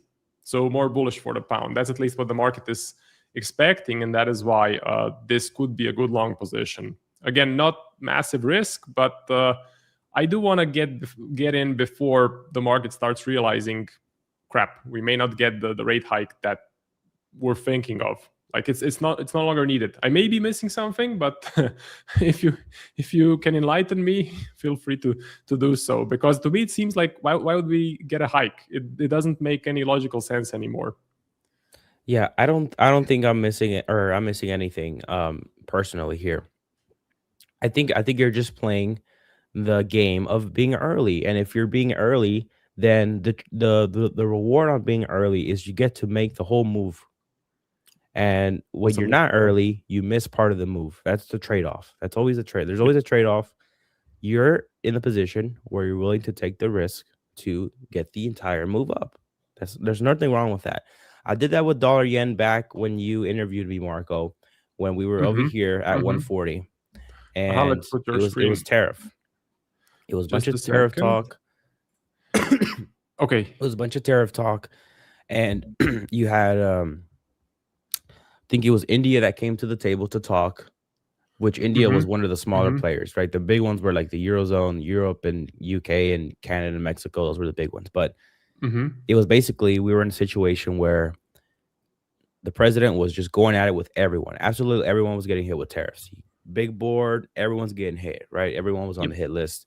And there was no progress to be done. But then you saw a little hint of progress. You saw little hints of India talking and making a deal, which is a small deal in the grand scheme of things, because markets were really hoping for US, Canada, Mexico, and Europe and whatever, like I mentioned.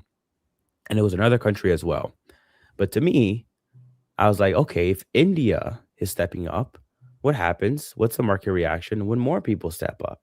Because at this point, we had already bleeded a lot in the dollar and equities and everything. It was bad.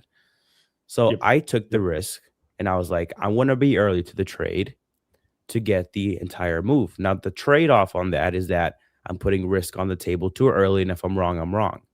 But at that point, I ended up being right, and I captured most of this whole move higher. I remember because you were interviewing me at this time. Similar situation here, and that's perfectly fine. You're at a level of support right here. You're looking to target a bigger move. And you could also play this by just being responsible and just doing something like this, right, with a wider stop.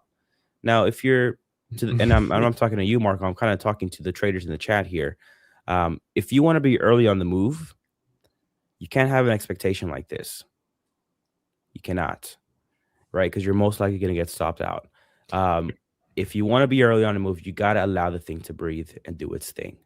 That's kind of my 2 cents on that. But look, I think you got two of the three things that I'm looking for, which is lower yields, lower oil. The last thing we need is just weaker US data. I personally don't want to jump in front of that gun, but I think that if you start to see some cracks in that, then it'll be a trade worthwhile. Also, too, the only thing that's making me hesitate here is that you still have the readings that are very bearish. Pound dollar is getting the worst one of minus 14. So that's another thing there. So me, I'm kind of like, I'm still in the camp of like, if I were to get a pullback, I would sell it. But again, you never know, right? Maybe if you start to see a bump in the UK or in the pound or just softness across the dollar in general, and you start to see weaker data points in the US, and perhaps I switch and I'm like, okay, well, now I'm trying to get a retracement on this bump and try to go long. So that's kind of my thought process there. But me, I'm kind of taking a more cautious approach just because I've been out of it for like a couple days. And so I want to just get back in the swing of things, see what the market cares about, what it doesn't care about. I haven't been around to see if it's really reacting to news headlines or not anymore. Hopefully not, because at that point we can start trading back on data. But yeah, that's kind of what I'm looking at right now. Yeah, makes sense. Makes sense if you have been out of the game for a couple of days. Yeah, I mean, like the US exceptionalism is still present, so stocks are still mostly raging up, which is definitely keeping the bullish pressure on the dollar. But I think the dollar is definitely overextended at the moment, and the positioning is crowded when it comes to the dollar longs. I think this move has been a monster move, and taking a stab short, contrarian, does make sense. And again, if I get stopped out, it's limited risk. So I may try to re-enter at a different level, let's say. I wish I could trade a 2-year, but it's not possible at the moment because of the prop firm accounts and DarwinX account, and personal account is too small for trading, let's say, yields. So yeah, gotta have to do it through the dollar. And I agree with you, Marco. Like I never try to say that a chart is overextended because anything can happen. Yep. But in currency land, they usually just kind of fluctuate like this. And look at this dollar CAD chart. I mean, this thing is moving, right? This is moving like it was when the president announced tariffs 25% on Canada initially. You know, you were seeing like these big one directional pushes higher.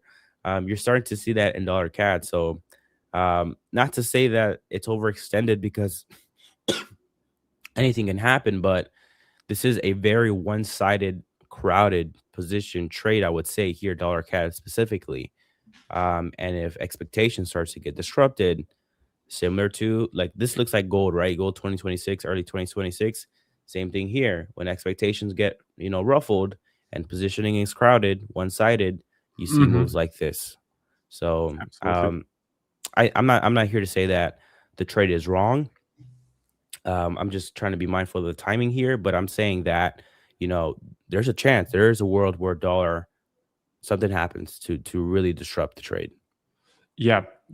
And like the best play is UJ at the moment. Like if you want to go short on the dollar, UJ gives you a double confluence where you're also getting that intervention pressure. And like the BOJ, they may be saying the same thing as us. The dollar is overextended. The Fed may flip to cuts. Why not just come in and try to crush it and then let the fundamentals carry that even lower? That's what they did in 2024. So that could be a good play, and that's why I'm keeping my UJ short. Although it's a pretty expensive position to hold, the swaps can accumulate quite high. So, but that's the risk to take. It's all about the reward to risk. How much you plan to make and how much do you plan to lose, even with the swaps and the commissions. UJ does look kind of like it's at that ceiling. Like if it is there, you're there. Yep. Which is very interesting there. I'm curious to see what happens. I don't know if it was ever confirmed that one day, I think it was Tuesday, where they went ahead and intervened. It was like a little volatility that we saw there, a 70 point pip, a 70 pip candle on the 1 minute chart or 2 minute chart, whatever. And it moved drastically and still, right, you still overcame that and you're still drifting higher slowly there. So I would be curious to see like what's going on in their minds as far as UJ specifically. But that would, like you said, that would be a great thing of, all stars align. You're seeing oil lower, yields lower. Maybe you see some cracks in the dollar starts to soften off. Then UJ definitely does drop. Absolutely. What do you think about Micron? So we had Micron earnings yesterday. Pretty important for is the Nasdaq crashing? Yeah, man, it's very sensitive. What? And yields are lower. That's what's crazy. Mm-hmm. You're seeing some progress in the yield front.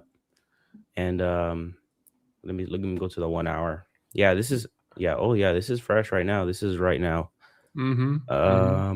I wonder what happened. I don't think anything happened though. Let's go to the heat map and see if we can find out who's the loser. So Nvidia, I'm guessing Nvidia, tech. Apple, and the bigger tech names. Yeah, but Google, Micron Meta, is up. Micron is up 8%, 8.7. So it's pretty crazy. But I think this happened yesterday too, Marco, where you had a down day in the Nasdaq, and then all of a sudden, right before the close, you had a big couple green candles there. So yeah, very, very tricky if you're trading this chart right here recently. If you're like day trading it, this is a fresh red candle, pretty unexpected. doesn't really help my individual stock trading, so that's not working at the moment. But it may help the dollar long position, because again, it's all paired with the dollar. So if people are flying out of the Nas, they're probably going into they're probably going into the US dollar, so the dollar could catch a bid on this. Okay, yeah. Let me touch on this here. I might just, for the funsies of it, very, very low risk here, I might short Bitcoin to target 50K, because we are seeing a breakout to the downside. Yeah. So someone said, give me a look at Bitcoin. I mean, Bitcoin, the only thing I would say that could hurt this trade, now that I'm thinking out loud here, is that if you were to see global yields soften a little bit, then that could help the case of Bitcoin. But it seems like right now, it's just everything that's risk sensitive is getting crushed here. The dollar's stronger, so this may be a good play to just, dabble my fingers a little bit and target to 50K. So we'll see. Let me go on a 4-hour chart here and see what I mean, I might just do it. Something like this.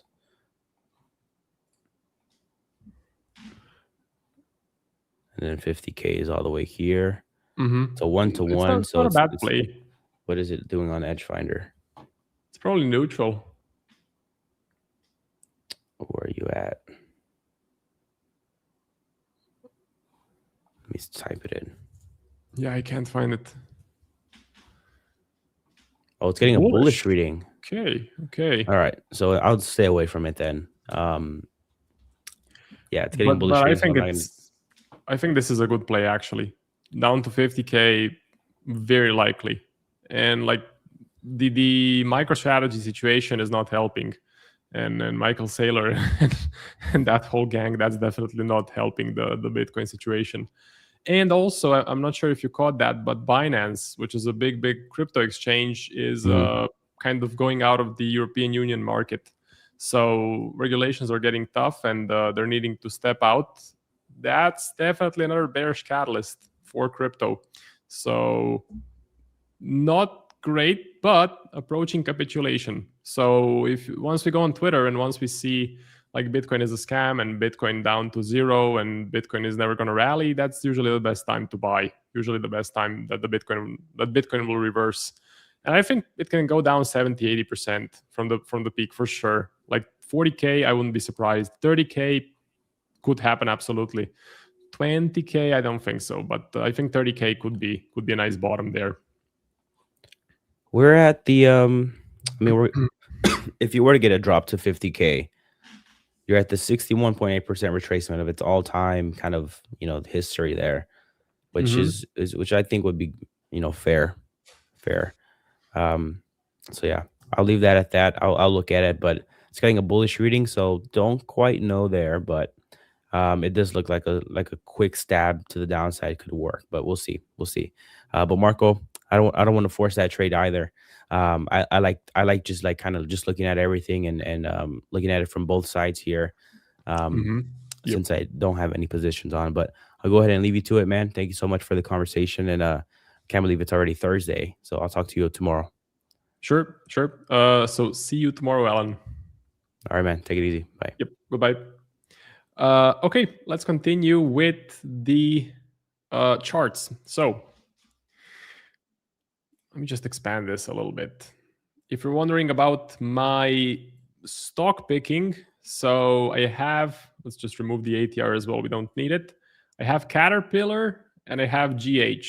So am I in a position on this one? Yeah, I think I am. So let's go to green flag. Come on, TradingView, you can do it. Yeah. So Caterpillar and Guardant Health, I don't know. It's just a breakout strategy. Essentially, I look for a push up, consolidation, and then a breakout. And this is just still in forward testing. So nothing too serious, very small risk there. Yeah, okay. GU actually pumping higher, which is pretty good to see. UJ dropping a little bit. So as far as my classic positions go, let's also remove USD/JPY from the list there. I don't want to add into that, but I'm in USD/JPY. I'm in a long on GU. It's purely a bet that we're not going to get hikes this year. So we may even get cuts. You have to think about it in a logical way. So yes, the last Fed event was hawkish. Yes, Kevin Warsh is the new chairman. Yes, his speech was hawkish, considered by most people. But that was all before the conflict had a resolution. That was all before oil went back to pre-war levels. And I think that's the best indicator for the conflict is this. Where is it? Where's my oil? Brent. Okay, see? So oil is back down to the pre-war level. And I think that tells us a lot. That is pretty important. So lower oil leads to lower inflation, leads to a lower inflation pressure on the US CPI and PPI. That means the Fed may not have to hike. They could keep the rate neutral, or they may even cut. Do you remember what was the game plan before the war happened? So in January and February, the Fed was actually looking to cut 2 times. And most of the other central banks, they have flipped dovish. So I think the Bank of England had a dovish event.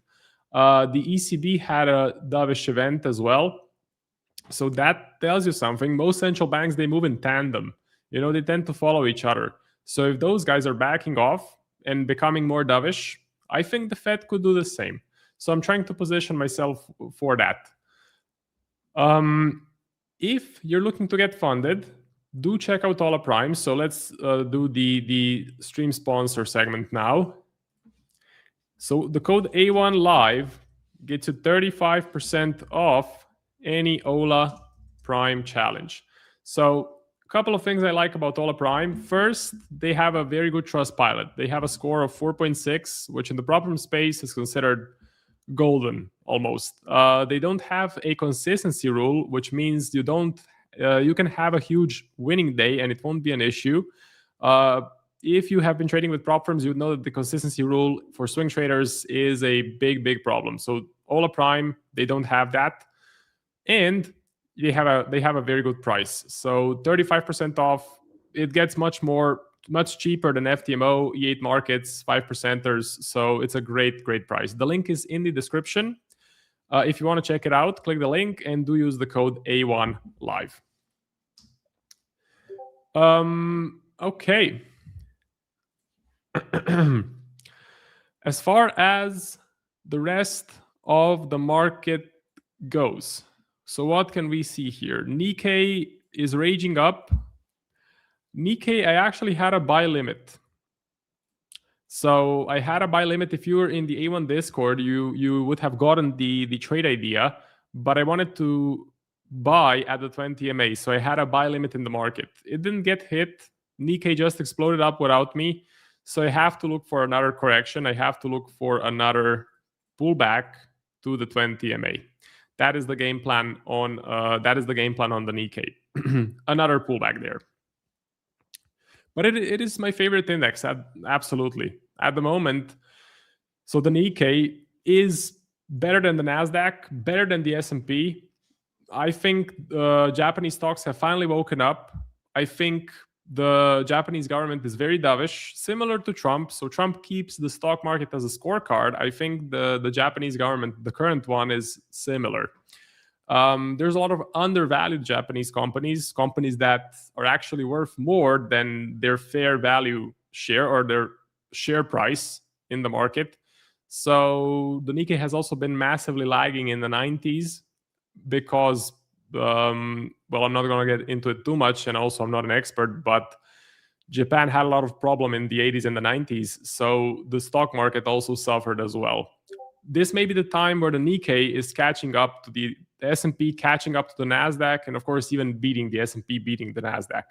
So we can do a quick comparison here. If you just click on the plus button, Nas and the S&P, so like, I don't know, from August 2023, S&P is up 62, Nas is up 89, Nikkei is up 119. I think that tells you a lot.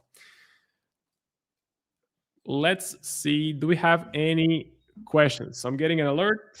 What's happening? So some stock breaking out. Okay. This is something I have been waiting for. See, this would be a breakout. So clear level of resistance and potentially starting to break out. Although in my rules, I have to get in at the market open. Market open has passed. So we are now, I think, in the second hourly candle. For this strategy, I would need to see a breakout at the market open. So this is no bueno.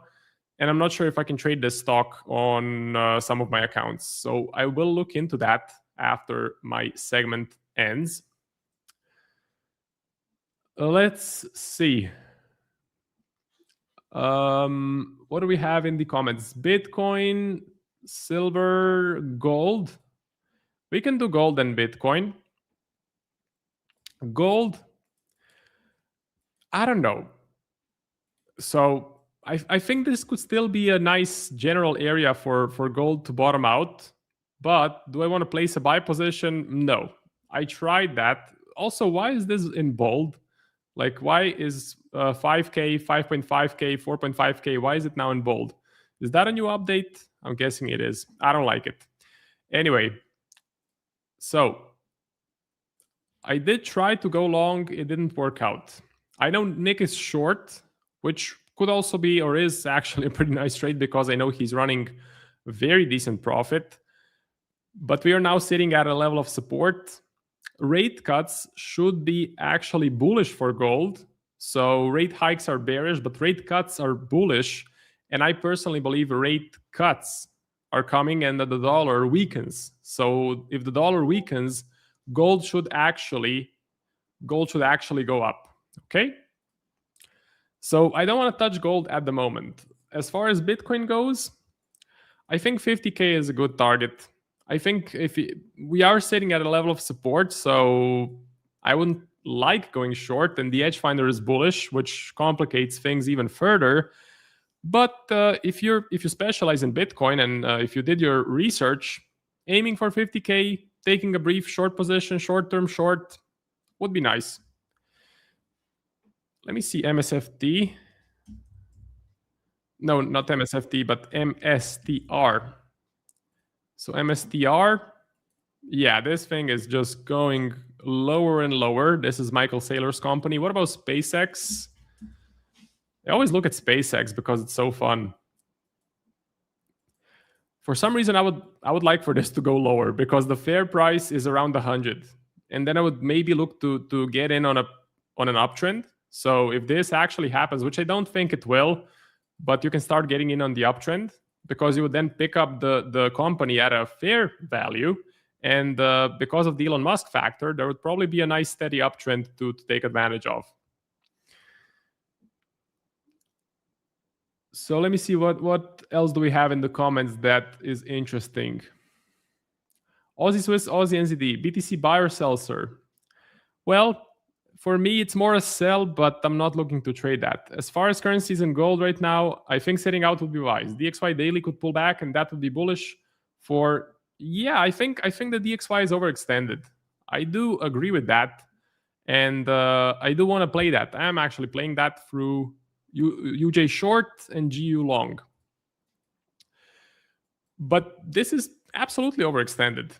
So we could easily just pull back to the 20 MA or maybe just to this level of support. If you look at positioning as well, positioning is massively crowded long on the dollar.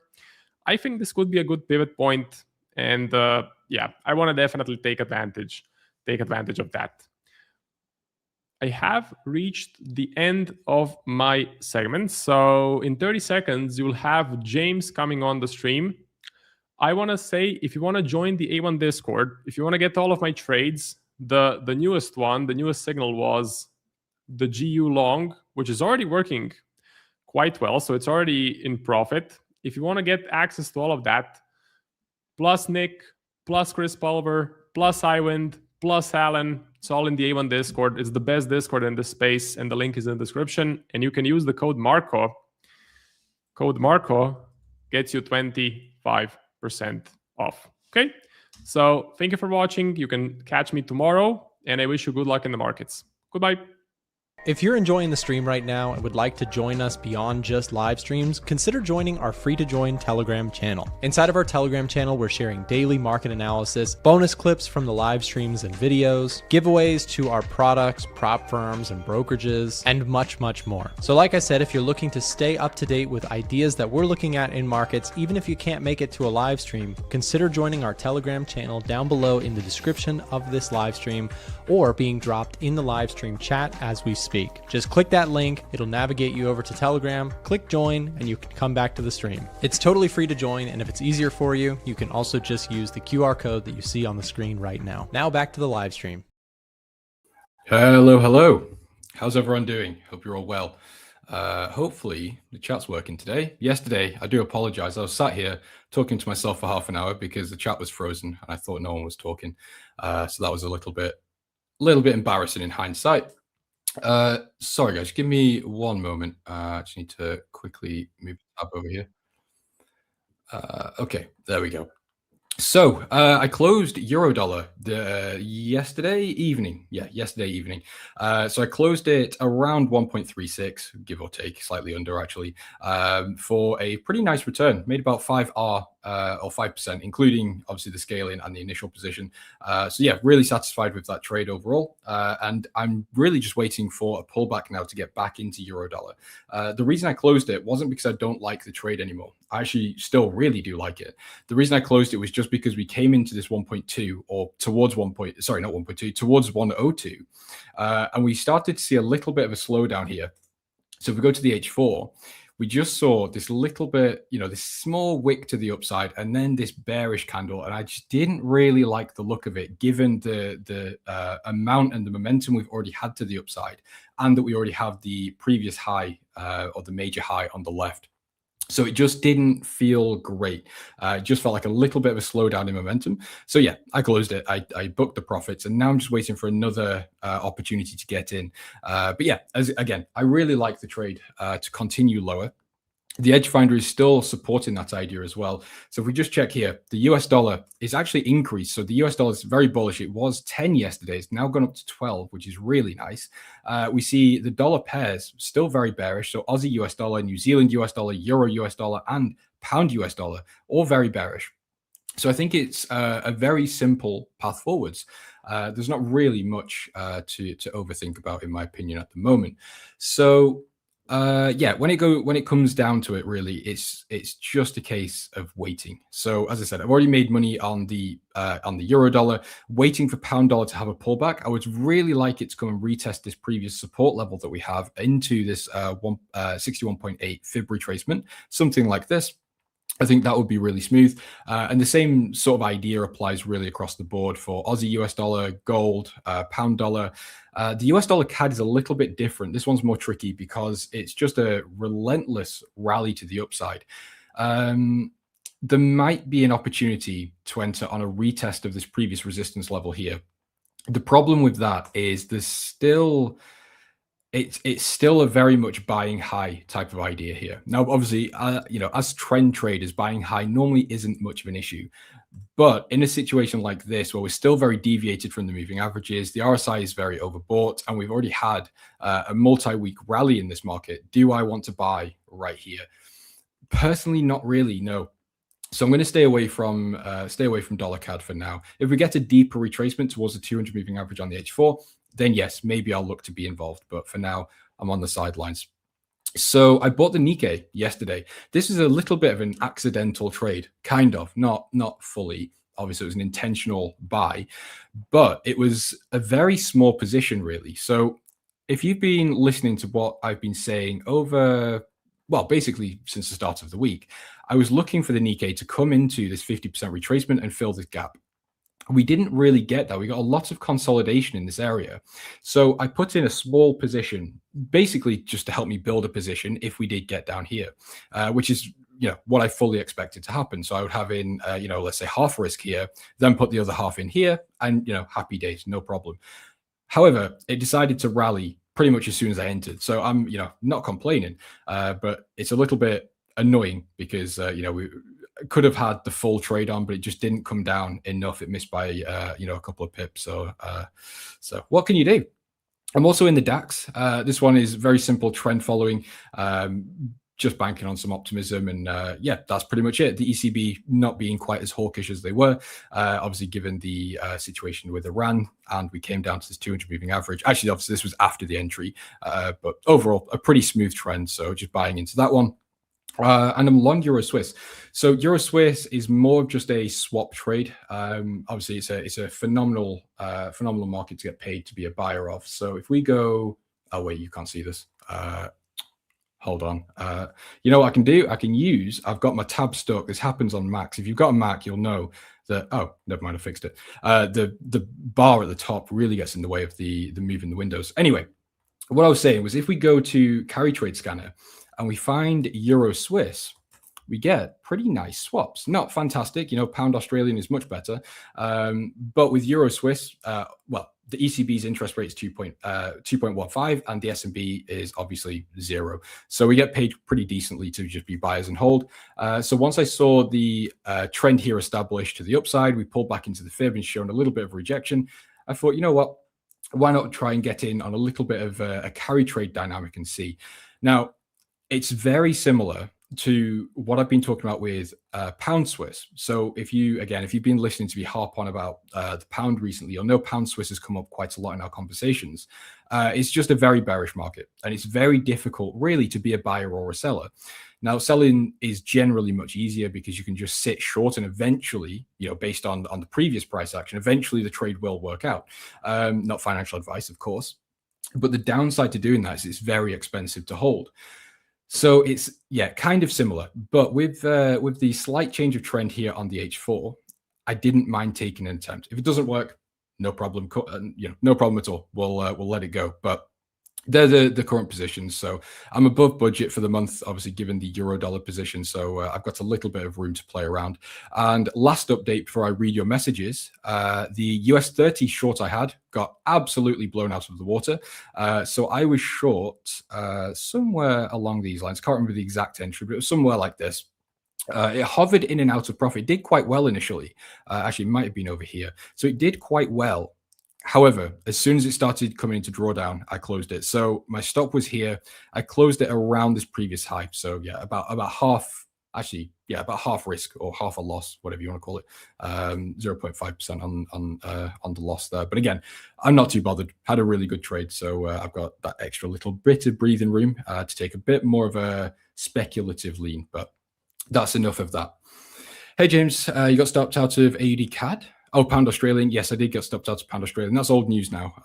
But yeah, that one was stopped out pretty quickly, actually. It was doing really well at one point. So the pound Australian idea was more just banking on, more just banking on the pound bearish thesis I've got. So I went short roughly around here on pound Australian. And it did, again, pretty well to start with. However, it very quickly turned around, and luckily, or maybe not luckily isn't the right idea, or the right word, but I did trail the stop. So actually, I think my entry was slightly lower. It might have been around here. So I trailed my stop to this H4 high here. So I got stopped out, yes, but it was significantly reduced. So really no problem at all on that one. But yeah, I'm done with pound Australian. I've got no interest in trading that market anymore. Australian dollar CAD. Let's see. What do we have? Let's see if the Edge Finder's got anything for Aussie CAD. I've done it again. Hold on. There we go. So Aussie CAD. Let's search it. -3. I'll be honest. I don't really have anything for the Australian dollar right now. I don't think it's necessarily a weak currency, but I also don't really want to buy it. So that leaves me a bit of a tricky position. Really, I suppose what we'd have to do, or what I would have to do in this situation, is try to see what the Canadian dollar is doing. So if, for example, the Australian dollar, I don't really have much of an opinion on, relatively neutral, and it's quite stable right now. Is the Canadian dollar significantly better or significantly worse? Right now, again, I don't really have that much of an idea. I think the Canadian dollar or the Canadian economy is struggling. Oil has obviously taken a pretty large hit to the downside. I would now consider oil pretty oversold. we've had a move to the downside. We've gapped lower as well. The RSI is oversold. We've had no pullbacks.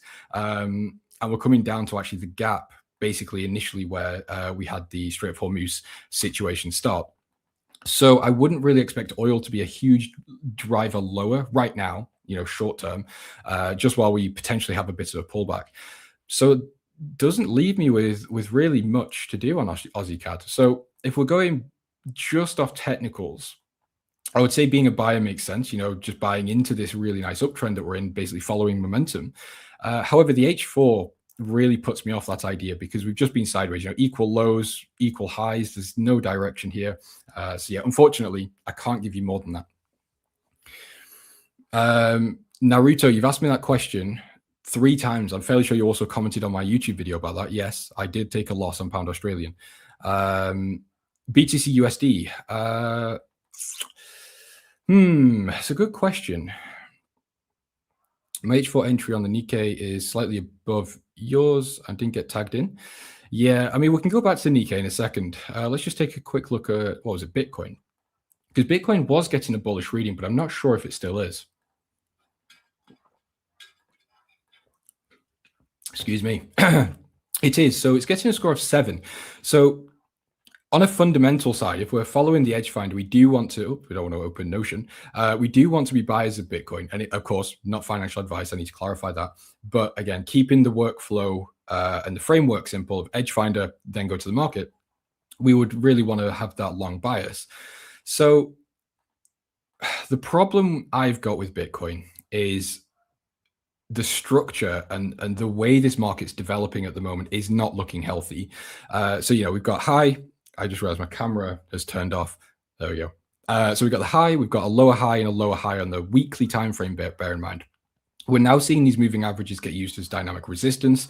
We've broken below the weekly and the daily 200 moving average, which is a big telltale sign of where the overall direction and sentiment is of the market. Now, if you're taking that bearish view a little bit further, you essentially would want to wait for this level of support to break, maybe the retest, and then look to potentially go short down into maybe 50K, 40K, your decision. Again, I'm not a Bitcoin trader, so I always like to clarify that because I don't want anyone taking this analysis too seriously and taking decisions that they probably shouldn't. So that's the bearish view. The bullish view is that we have got a really nice level here. This weekly support level has been holding up for a long time, basically since 2021. Resistance, then turn support, then support again over here, and now we're seeing a little bit of a bid stepping in. Nothing really convincing, but a little bit of a slowdown. So there is an idea that we could maybe bounce off this and start a new bullish trend. Again, if we're following the edge finder, that's kind of what we'd want to look for. Or maybe we could come down a little bit lower to these lows and see sort of a similar idea where we continue higher. Now, I'm fully aware that's a very flip-flop idea. I hate to do it. Again, if anyone watches my segments, you'll know that I really try to stay away from it could be bullish or it could be bearish. But in this specific situation, I don't know enough about Bitcoin, and taking into account the market structure and also the edge finder, that's sort of the best I can give you at this time. Yeah, no problem, Naruto. I wasn't aware if you were trying to troll me or if you were actually asking, so that's why maybe I sounded a bit rude, but it's all good. Don't worry. Dollar yen shorts, it's a risky play to make. Maybe. Well, I don't know, man. So what we were talking about yesterday is the dollar yen seems to have slowed down, even though at the time the dollar was still running higher. Dollar yen had kind of stagnated, and I think it's because the markets are now waiting for the MOF to intervene. I think it's a case of, obviously we've seen the MOF intervene around 160 previously multiple times. Got to 160, we didn't really see anything. So now we're above 160 and we're heading towards 162. It's okay. Do I want to buy dollar yen here and risk that intervention coming all the way back down and getting stopped out and losing money on the trade? Or is it more sensible to actually just wait, not buy dollar yen at all-time highs, wait for that intervention? It's very likely to come, not guaranteed, but likely, and then actually just buy it lower. I think this is kind of the market idea at the moment. Of course, I'm speculating. I've got really no idea, but that's kind of what I think is happening right now with dollar yen. We've also got the idea here that, again, the dollar is weakening a little bit as it came into 102. So with dollar yen, I wouldn't want to go short just because we don't know when the MOF is going to intervene. You know, that's always the problem. Maybe if you've got a bit of bankroll and you're happy to take a little bit of a risk into the weekend, there might be some sort of play here, maybe some sort of short idea, but you would obviously need to go into that fully aware and fully expecting that to not work out. So yeah, intervention risk, and again, the dollar is weakening slightly. There is, yeah, maybe more of an idea of dollar down or dollar yen down to its 200 daily moving average, and then we could look to buy and benefit from the carry trade and also the fundamentally strong dollar. So yeah, I think that's the stance I would take, is better waiting on dollar yen rather than trying to get involved right now. Sorry guys, I know my camera is really bugging out, and it's because the temperature in the UK is slightly higher than average. And my phone, I use my iPhone for the camera. It keeps overheating, and it's a real annoyance. It's what happened yesterday, I think, or the day before, when my camera cut out. I was asking, the reason I'm asking is I'm slightly bullish on the AUD due to real rates. The interest rate is the highest, and it's pulled back. GBP bearish due to political reasons. So I feel GBP AUD is a short squeeze. Wait, so oh, okay, I see what you're saying. My apologies, I get it. Sorry, I thought you said you were bullish on GBP AUD and then gave a bearish thesis. Okay, I was confused for a second, but yeah, I get it. So maybe the reason the UK, oh sorry, the reason the sterling is gaining strength and doing quite well is really just it's down to the fact that we've obviously got the Andy Burnham very likely coming in as Prime Minister now, which is obviously providing a little bit of optimism around the political instability we've had. Obviously, we had that period where it was Starmer was getting a lot of calls to step down and resign. He said he wouldn't do it. So there was a lot of, will he do it? Will he not? How far is this going to go? What are the implications? There was a lot of sort of risk in that situation. Now he has confirmed he's resigning, and we do have someone that is very likely to take over, that we know who he is. That's providing that, again, a little bit of optimism. The problem I've got is it's short-lived optimism. And again, I've spoken about this a lot of times in the past. So I'm not going to harp on about it too long today. But the problems in the UK are much more structural and a lot deeper than just who is the PM. So yes, I think the UK or the sterling could gain a bit of a bid and could remain stronger for the next week or so. But longer term, I really do not think that this currency is worth holding. I'm still in my NQ long on the daily, took the entry on the fib 50%. Also long German 40, H4 range due to London session. Very nice, the Bang Seeker. That's an interesting name. Yeah, no, I completely get it. I'm also long on the DAX as well. I think I forgot to draw the fib here, but yeah, a very similar idea to you. I don't think we actually got a perfect fib entry here, but yeah, I think overall market sentiment is pretty optimistic. We are seeing, actually, I'm not sure about the Nasdaq. Let's double check. Nasdaq's not doing that great. It's still holding its H4 moving average or 200 moving average. Did double bottom. We're seeing a little bit of a bid stepping in here as well. But overall, I think we are seeing some optimism stay in. So I was cautious because of SpaceX. So, you know, very rough market right now. And obviously there was a lot of optimism when this did IPO. We saw Nasdaq running higher. We saw the S&P doing well. Obviously SpaceX was rallying, and now that's obviously completely corrected back. So, yeah, I would put that largely down to this. And then of course we've got the hawkish Fed and the strong dollar. So I think the US markets, like the Nasdaq and the S&P specifically, probably not as great as trading the Nikkei or the DAX right now. It's boiling here in Birmingham. Yeah, it is really hot in the UK. The thing is, actually, it's weird. I've got some American friends and they just don't get it. You know, they don't understand the UK heat because it's not temperature for temperature. It's not anything close to like Miami, for example. But the problem is all our buildings are built obviously to keep heat in, not to let heat out, because the UK typically is very cold. So our temperatures feel a lot more extreme than what they are. It's really horrible. Hey, do you think 16 months of data and 200 trades is enough to consider deploying a live strategy? Not really. Maybe, not really. I think that's kind of like the minimum you could get away with to have some confidence. But realistically, you would want more, I think. If you could automate it, you could probably get, you know, a lot more data.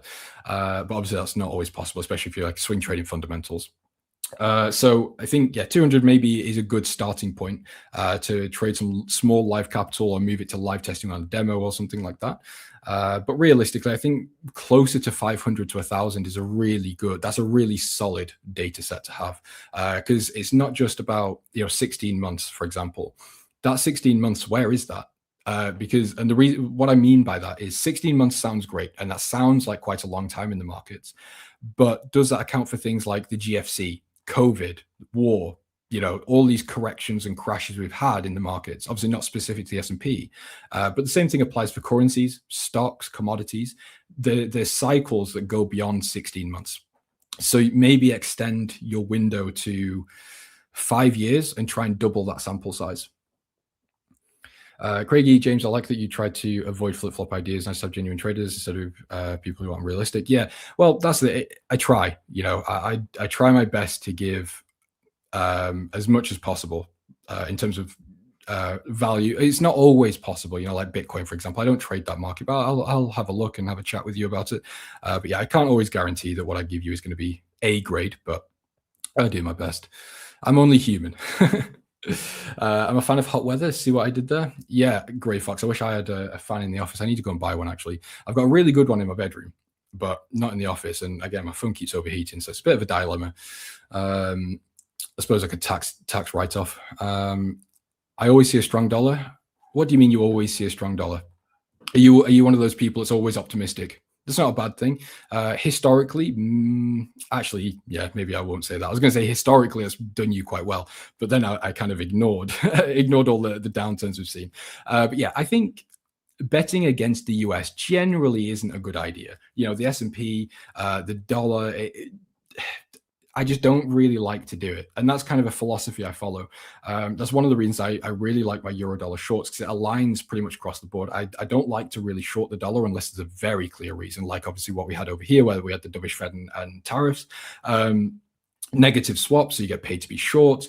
The dollar generally is stronger than the euro. Obviously, that's a very blanket statement. Don't take that literally. But yeah, I think, yeah, being a dollar bull normally is pretty good.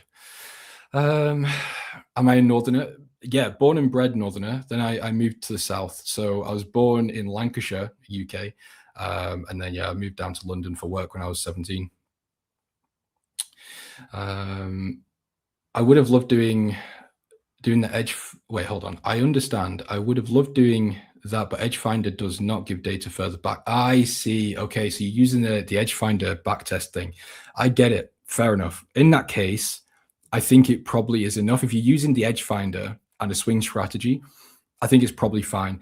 And the reason I'm saying that is because I know the Edge Finder. I've used it for many years, and I do trust it. Obviously, I use it in my trade, and I trust it with my money. So as long as you're not doing stupid things like, the dollar says it's bullish and you're just going full margin in dollar long, so you're not doing stupid things like that, I think it should be fine. So yeah. Hey bro, enjoyed the stream. I had some suggestions. I want to share them with you, but don't want to spam your chat. Let's talk in Discord. No, thank you, because that sounds like a scam.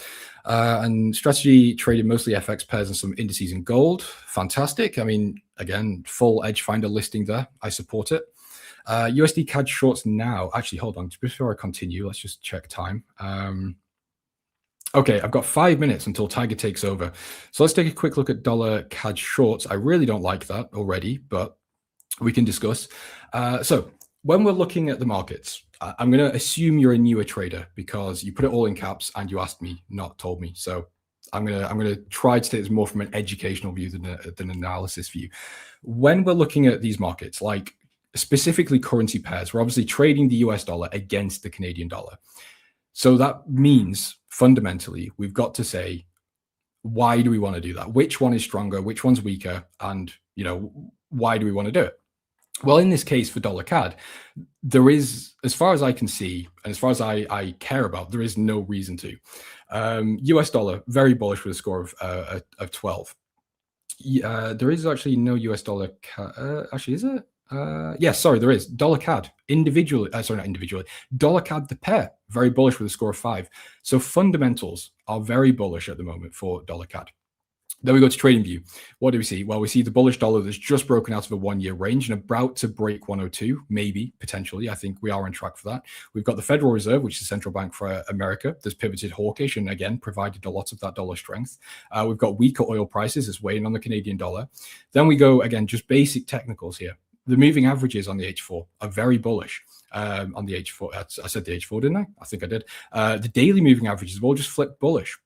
And again, the easiest way to trade, I guarantee and I promise you, the easiest way to trade is follow the trend. In this case, the trends are bullish. So no, to put it simply, shorting dollar CAD, in my opinion, right now makes absolutely no sense. The only caveat, I suppose, there, and the only sort of leeway I would allow for, I'm saying that like I own you. Obviously, that's not the case. But the only leeway I really see here is if you were scalping short, just trying to get a little bit of this weakness that we're seeing on the dollar today. That's really all I can tell you. But again, I took that as an assumption that you're a newer trader, so I'm sorry if I patronized you, but that's the vibe I got from the way you worded that. London's too busy. I moved to Manchester or Liverpool. Birmingham has no culture. I got to get out of here.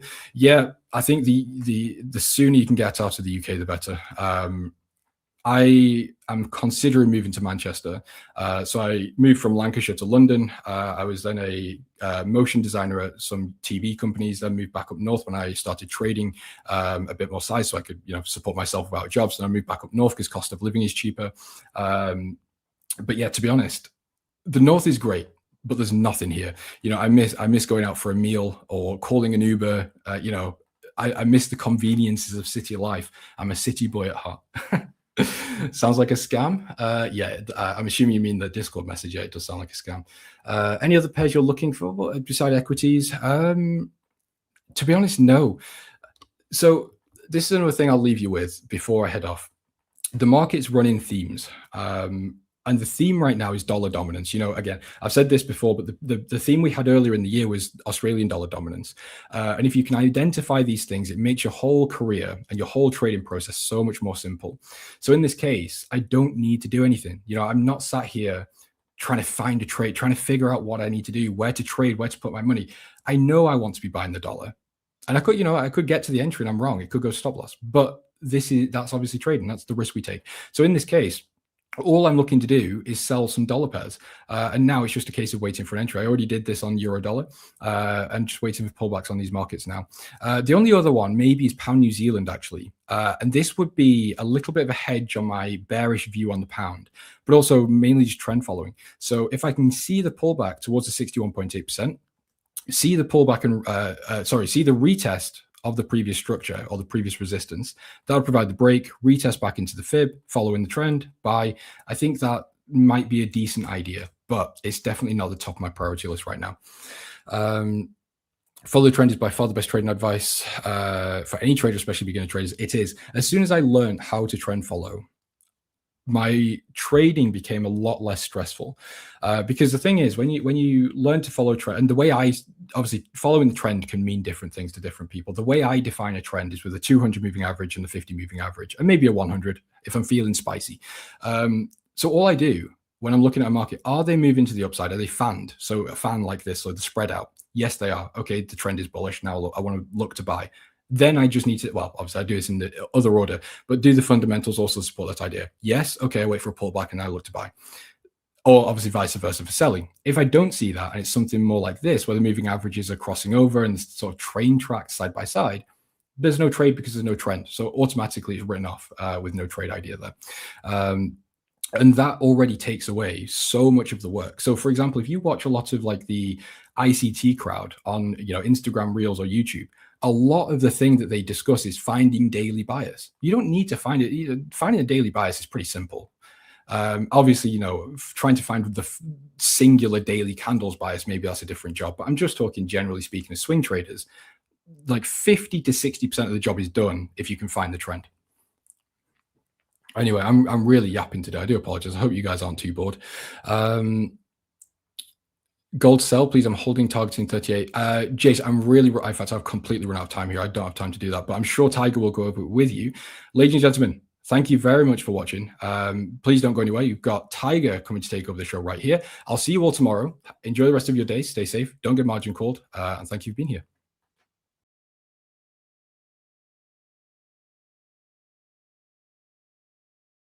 If you are a swing trader and you are looking to get funded, then check out today's video sponsor, Ola Prime. Ola Prime has a challenge built deliberately for swing traders. Check this out. The Prime Challenge offers the ideal setup for swing traders with leverage up to 30 times. They also allow news trading. Weekend holding is also allowed. They offer up to 95% in rewards, and they have a 100% challenge fee refund available if you are able to complete the challenge. I know that a lot of people who watch these live streams tend to be more swing trader focused. So when looking for a partner to sponsor today's show, Ola Prime stood out as a perfect candidate. If you'd like to check out Ola Prime for yourself and get a live stream discount, then check this out. Simply use the promo code A1Live, that's A1 Live, for 35% off any of their challenges. As always, make sure to do your own due diligence to see that this is in fact the right firm for you if you are looking to get funded. All the information will be now dropped in the live stream chat or in the description down below.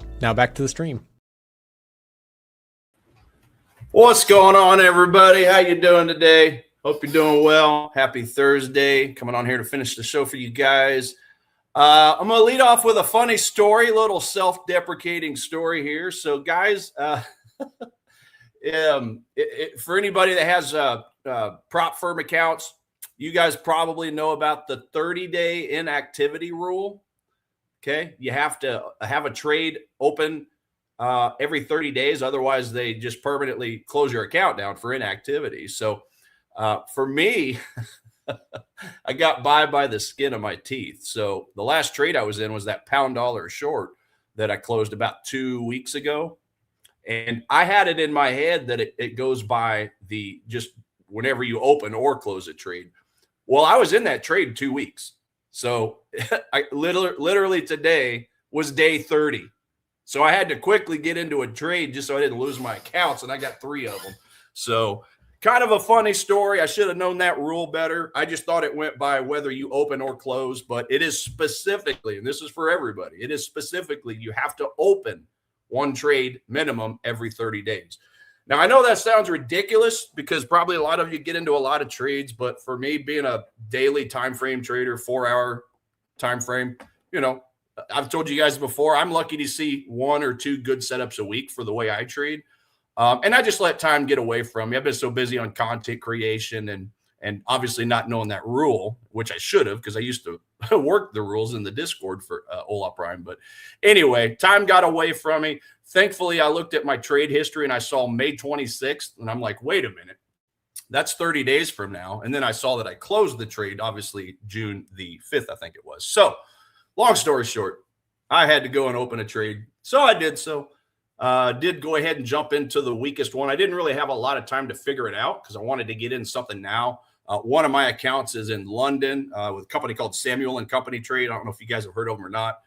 Did an interview with them and they liked me. So they brought me aboard and I got hooked up with a fund account with them. So anyway, I wasn't sure about the time frames of when that rule, like, you know, it finishes at the 30-day mark. So anyway, I got into a $1 short so that I didn't have to worry about it. Just basically went over here to the Edge Finder. Obviously, you guys know that it's still the most bearish asset that we've got currently, minus 12. So I didn't get too picky with this. I just went in here. Oh, wow, we got some more items on the list. All right, that's good. Take a look at that. Somebody asked about Euro Pound. I think I saw on the chat. So I'll jump into that in a second. But just to show you where I just kind of hopped in this trade. It wasn't anything too extravagant. We already know this thing's going down. So I just found a very simple 15-minute supply zone right here, and I just took a short from it. So there we go. Crisis averted, not losing my accounts. But I did put my stop loss clear up here above all this, and I only did 0.10% risk. Just enough to get in there and, you know, tell the algorithm I'm still alive, basically. So stop loss up here. I, in fact, prefer to short up here, and this is what I was waiting on. So if it goes against me, I'll be happy because then I can maybe add into or dollar cost average into this short up here in this area. So there you go. There's transparency for you. Figured I'd pick on myself for the day. Yeah, it is. Well, it is. I don't want to say it's frustrating. It's just been a weird market for me personally lately. And so I just haven't had a whole lot of opportunities. I talked last week about having what, 5, 6 opportunities I missed by like 5, 10 pips, only for him to run away. And that's all because I was waiting on situations like this. Rather than taking the 4-hour bounce, I was waiting for the 1-hour confluence, right? So that's basically what this is, except actually this is a 15-minute confluence. So that's even smaller time frame. But anyway, yeah, I may have to reevaluate my own personal trading a little bit, maybe not be so strict on my rules, and just start off with smaller amounts, just kind of keep the system, keep the algorithm happy. And then just maybe go on the touch of that first zone at a very small percentage, 0.10%, right? Very small risk, 0.05%, whatever the case is. And then just DCA it once it hits the exact mark I prefer to short or buy in. So anyway, that was that. Ladies and gents, let me know if you have any specific tickers that you are interested in. I know James was talking about, somebody asked about Euro Pound, I think it was. So yeah, we'll take a look at that. I was just looking at it on the Edge Finder just a minute ago before I logged in with you guys. Euro Pound is a -1. I know you said I think you said you bought it. Is that right? Hey, James, can you look at Euro Pound? I entered long at the Euro Pound. Okay. So yeah, just be aware that obviously you've got some technicals going against you, some the fundamental data itself. You do have a little bit of a bump in sentiment down here. This is the one down here. But nevertheless, let's take a look and see what you got. As far as the daily on the right, so just know that you do have a series of lower lows and lower highs kind of going against you here. 8 EMA is pointed down below the 21. That's the alligator's mouth opening to the downside at a 45-degree angle. So if you went long, let's see, let's get over here to a 4-hour chart, reset this, refresh. Yeah, I mean, I wouldn't do that, but hey, if you have a reason, you have a reason. Just because my way doesn't have a trade on this doesn't mean yours doesn't. You did, if anything, bounce into underneath this double bottom if we're looking at the daily. So you are kind of scooping up some liquidity. There's definitely going to be liquidity down here. Sometimes a bank, if you see all these buys down here on this daily time frame, well, the retail traders have to put their stop losses below, which will be sell orders, right? So there's definitely going to be sell orders down here, sell orders down here, sell orders here, here. And now we've kind of done a little bit of liquidity sweep. So it's quite possible that the big banks and institutions could use all that sell liquidity to fuel a buy order to push up. This would kind of be the equivalence of like a spring on Wyckoff theory, where you do get all these, in this case, longer or higher time frame stuff, higher time frame drops and all this mess here, get that final liquidity grab, and then perhaps those shorts could fuel some buy orders if a bank is willing to step in. It's a pretty good price. But as far as actual, for me, marrying it up with an actual demand zone, I don't see anything there. So hopefully you didn't sell or buy the farm on that. Just be careful. Keep your stops tight. Very well could go against you unless this liquidity grab kind of helps you out. So hopefully that makes a little sense for you. I'm just playing devil's advocate because, again, if anything, I'd be looking at it from a short side because of the way the moving average is, the way the structure is. But it's very possible you could get that liquidity grab to fill up if a bank is feeling froggy. So, but anyway, that's Euro Pound. Hope that helps. Hope that makes sense.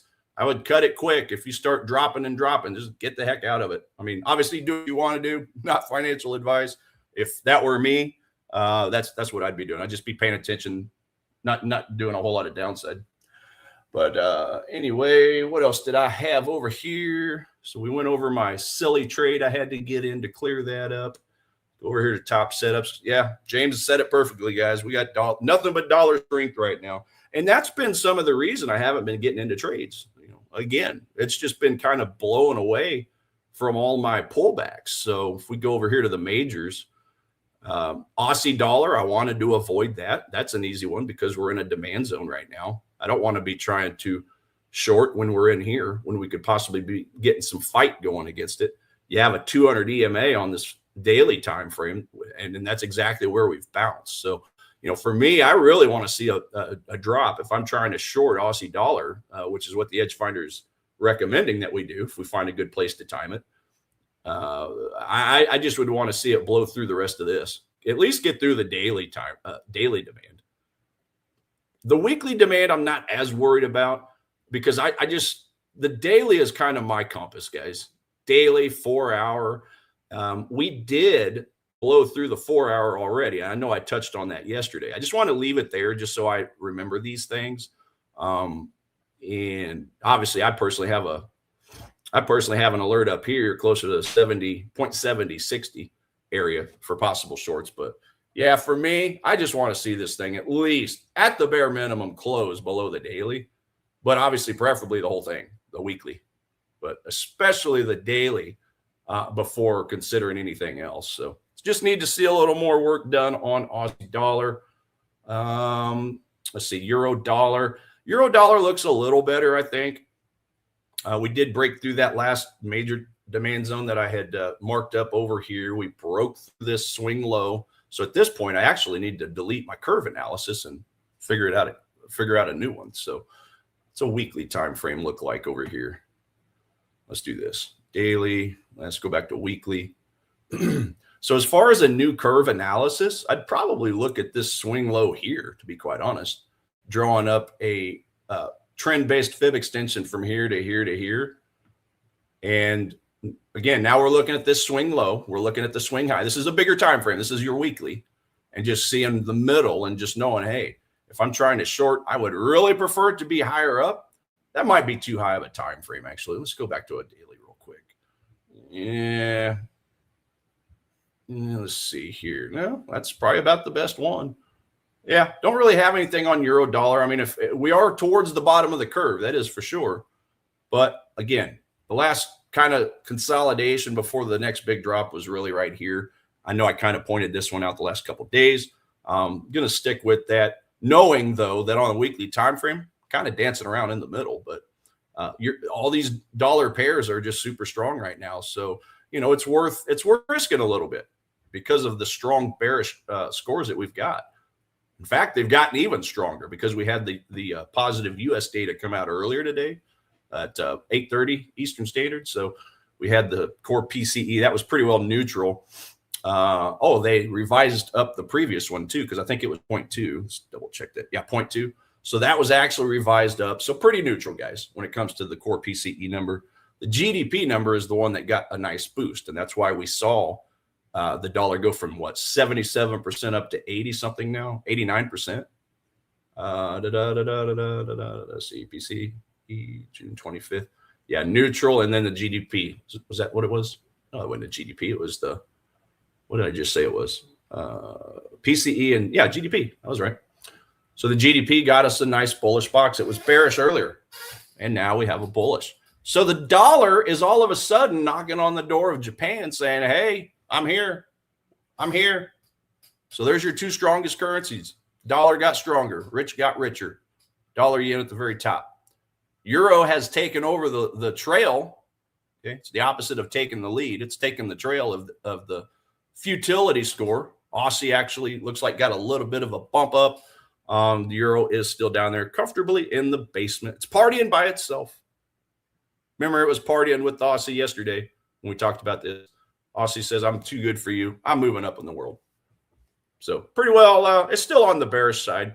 Guys, for me personally, when I'm looking at a fundamental reason to buy or sell something, and this probably isn't the same for the rest of the guys, but for me, really that 40 to 60 range is kind of my neutral area. If it's under 40, that's a really good reason to go actively try to find a way to short that currency. If it's 60 or higher, that's a really good excuse to go actively try to buy that currency. So again, that's just my own personal scale. I don't know if any of you guys do anything similar to that. Fundamentals obviously being the why we get into a trade. I just think it's a really important one, really important factor to consider. So, and on that note, that's why we have pound dollar as this is one of the key reasons why pound dollar is so giving us such a bearish bias, because it's meeting that 40 number, and then dollar on the other end is just got stronger. So, hey, hopefully this little dinky 15-minute supply zone I just got into will help me out after all. I'd be okay with that.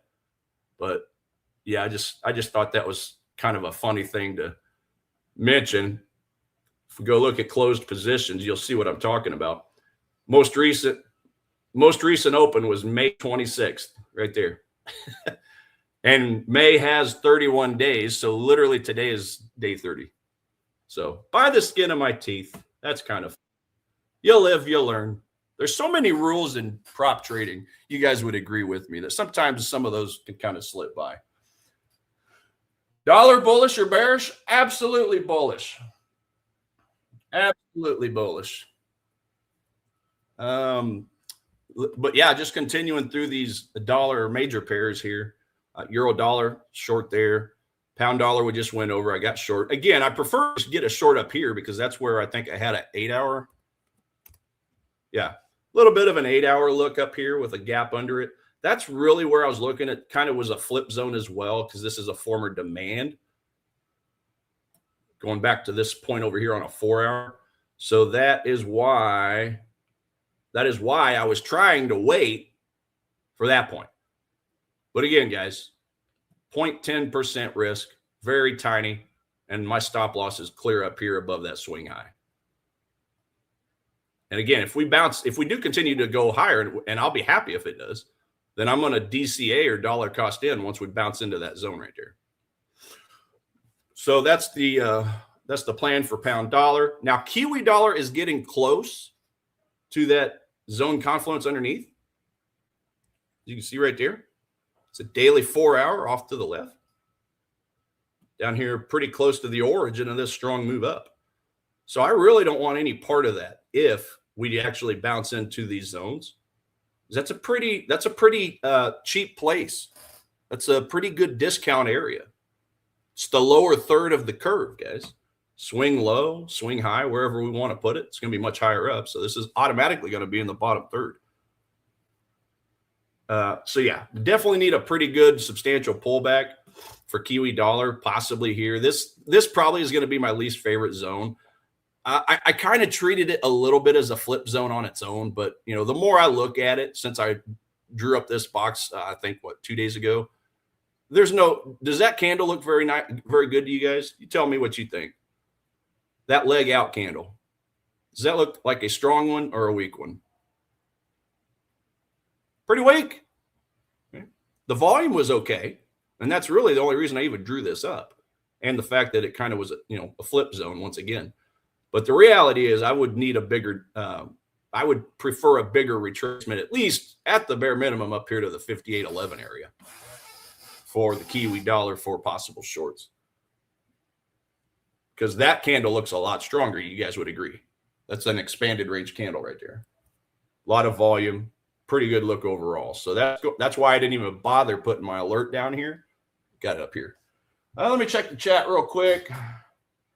What level will Dixie retrace back to as support? Let's go look at the DXY, the dollar index, Dixieland Delight. Let's go to a daily first. And you said 101.20? 101.20? All right, let's go to a smaller time frame. 120. I would say it'd probably go a little deeper if I had my guess. 101.20. Let's just do this. 101.20. 101.20. There we go. So that's the level you're talking about. Yeah, I drew up kind of a weaker zone here. There's a better one down here. I just don't think. Ow, just bit my tongue. I don't think this one's going to be that strong. Your 120 might be a little too close. That'd be my guess. I mean, if we're going to break and continue down, if we do, I would probably focus at the minimum on this zone here, this area at the 100. We'll just call it 101 even.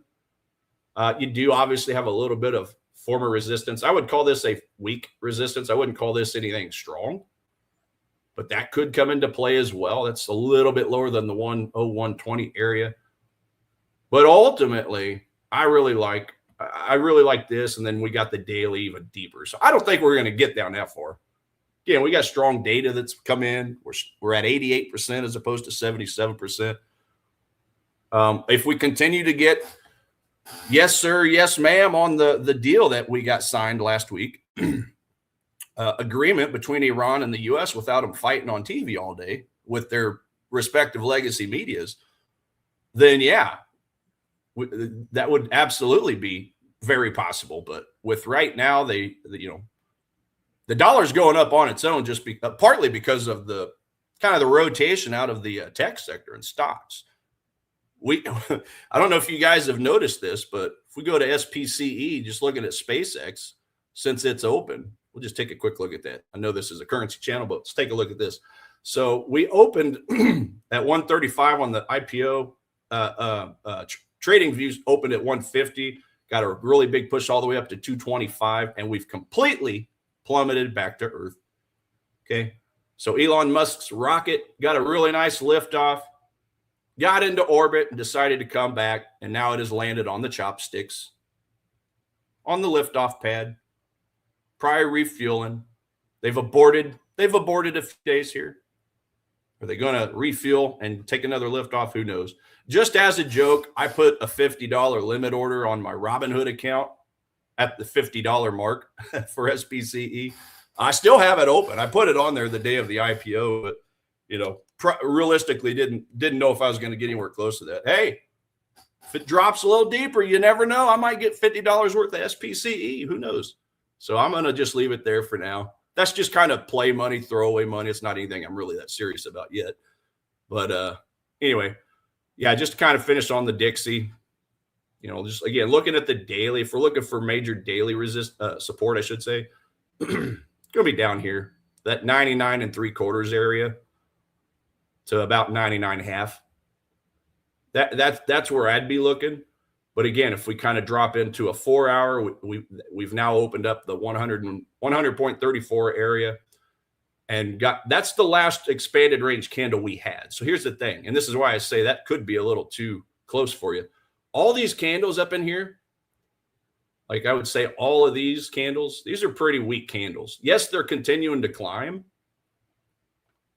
but there's no expanded range candles. I have to see these types of candles down here.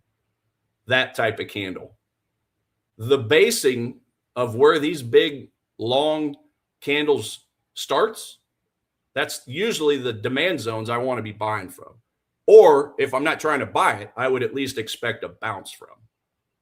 Like, yeah, this is pretty weak one right here. You may get a little bit of something like this, continue down. This one here, maybe you get a little bit of higher bounce up, but I still don't think it's like the greatest.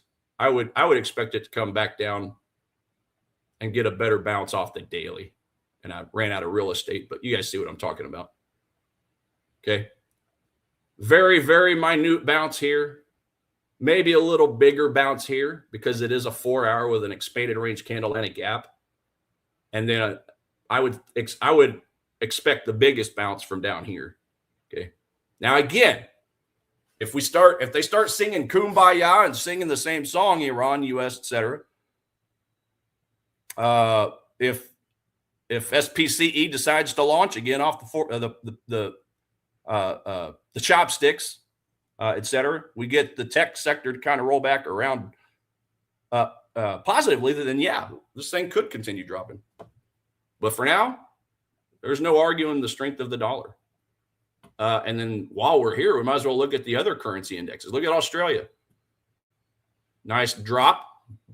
Britain, okay, where James is at, drop.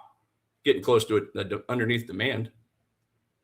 The CACSI, the Canada index, big drop. Euro drop. Yen drop. Okay. Obviously, we know about intervention. This is why. The value of the JEXI is just continuing to plummet. The Swissy is dropping. The Kiwi is dropping. The only currency index that's up is the Dixie, the dollar index. It's all the money that flew in. Okay, safe haven currency. It's all that money that flew in during the war. And obviously the strong data. So yeah, this thing's on a heater, guys. Definitely don't want to be fighting the dollar right now at all. If you can't beat them, join them. 108 brings more sense. Yeah. Yeah. And just when in doubt, zoom out, guys. That's what I would tell you. If you're looking at levels that are real close like this, it's not a big deal. I mean, we all, a lot of times when you learn trading, whether it's a YouTube video or, you read a book. A lot of traders, especially on YouTube, are usually basing it on a 1 minute chart or a 5 minute chart. Okay, as a scalper, I would say the bulk of it is that way. There's not enough traders on there doing swing trades, okay, swing trade style. So when in doubt, zoom out, because at the end of the day, you want to see where the major bounces are at. And you want to look for spots like this, whether you use it as a zone like I do, or, you know, whether you look at the actual swing low, swing high, etc. This is what you want to be looking for. And if you wanted to sell to buy, I mean, that's where it opens up. I would say that's a little more advanced, but, you know, if you can figure out a strategy that allows you to sell the dollar to get to that major point and then start buying it back again. I mean, there's, you know, I would say hold off on that or be careful with that stuff, especially if you're newer. That may not make a lot of sense to you right now, but you get advanced and you can, you know, there's ways to kind of sell to buy and buy to sell. But, you know, at the end of the day, when you do that, you're going against the trend or perhaps going against what the edge finder said. So what did we gain? Because we've got a few new items on here. I see platinum. I see, all right, Nasdaq's back on the list. Copper. Man, this list grew overnight, didn't it?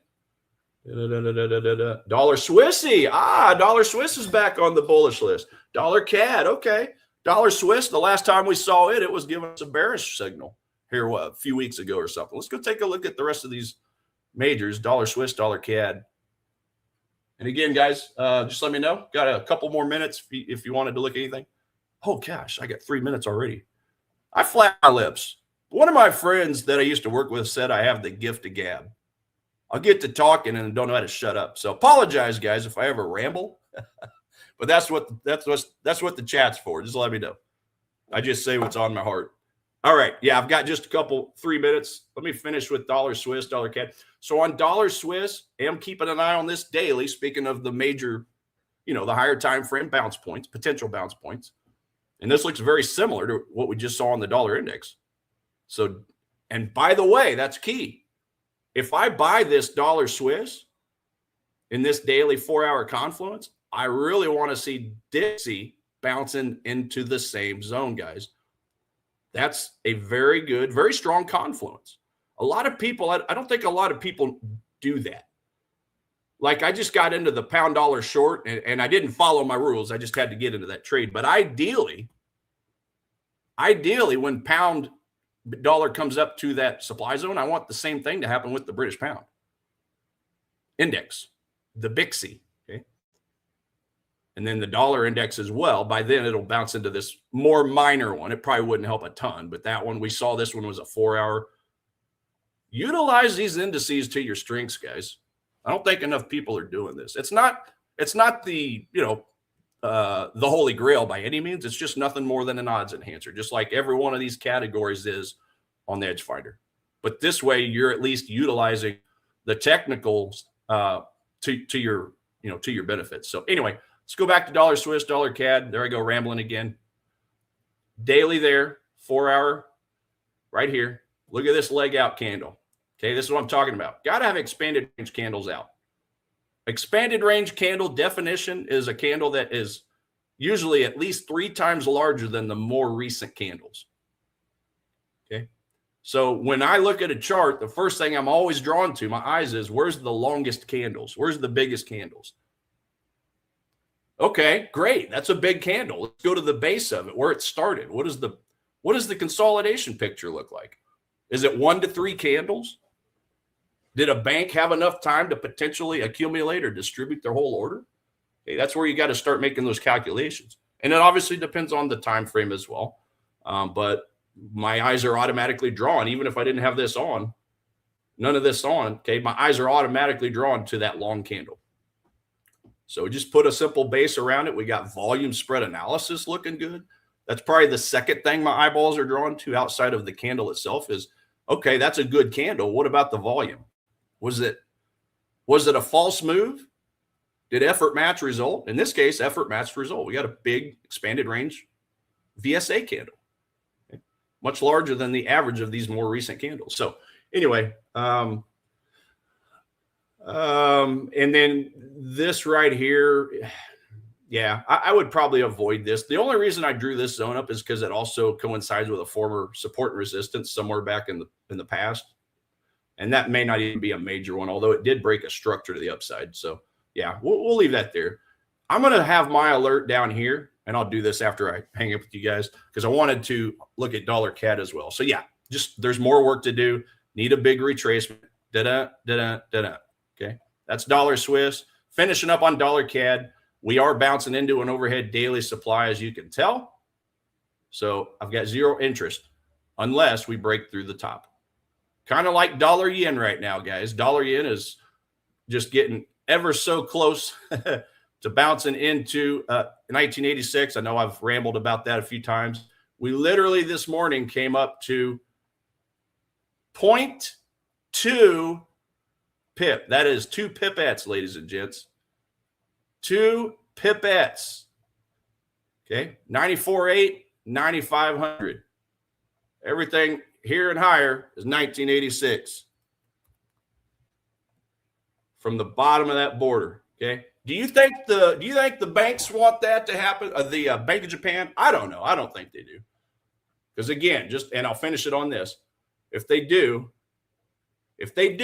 there's not a whole lot of resistance in the way outside of this little candle here. You get past that, you got a waterfall. So I think they're going to fight it. But anyway, ladies and gents, that is the end of my show. Hope you learned something today, as always. Take care. We'll be back tomorrow. Same time, same place. Get ready for Friday. See you later. Have you ever wondered how you could find more trades like this gold runner, or the S&P 500 breaking out to all-time highs, or this sell-off in dollar Swiss franc, which was a clean short opportunity? Well, all of these charts shared one major thing in common. They all had powerful macro fundamental catalysts driving price decisively in one direction, presenting a really strong trading opportunity. Hi, my name is Nick. I'm a 10-year trading veteran and the founder of A1 Trading, where we build market scanning software that help traders to track macro fundamentals, crowd sentiment, and the commitment of traders' data to best understand where institutions are moving their money. Our tools automate everything from studying jobs market data, inflation statistics, and economic growth metrics, bringing it all together into a scorecard or rubric that helps to spot better potential trading opportunities through our insights offered by the tools. So if you're looking to access our tools, stream viewers get extra discounts, and we're currently offering payment plans as an option for those who would like to split up the cost of our tools into a couple monthly payments. Alternatively, we also offer a free Edge Finder tutorial course, as well as fundamental macro course that can help you to learn the concepts behind the tools. Scan this QR code that you see on the screen right now to be connected with a real person from our support team. We have helped thousands of traders level up their trading through insights, dashboards, and automation. And we are passionate about this subject because having the right tools that hedge funds and proprietary firms keep locked in key is a powerful game changer for the average everyday retail trader. To explore our products, payment plans, and just to find out more and speak to a real person about this, scan the QR code that you see on your screen right now. Alternatively, the link can be found in the live stream chat or in the description of the live stream. On our website, you can find a collection of both free and premium trading tools that our team has put together to help traders take their trading to the next level. Well, you might be wondering, how can your tools help me? Well, whether you're a swing trader or a day trader, our tools are meant to help traders of all different levels of skill, time frame, and traders that trade Forex, commodities, indices, stocks, etc. At the core of it is automation, simplicity, and bringing it all into a one-stop shop for you to scan markets more efficiently and build a curated watch list of potential trade ideas. So regardless of what you trade, we hope that our website helps you in some way. And if you have any questions, feel free to contact us using the contact button in the top right or the live chat feature available on our website. We also offer free courses on fundamental and technical analysis on our website, as well as a range of free tools like, for example, our risk calculators that can help traders to level up their trading without paying a dime. Our goal is that our tools and site help you in some small way, and we wish you the very best in your trading journey. Thanks for listening.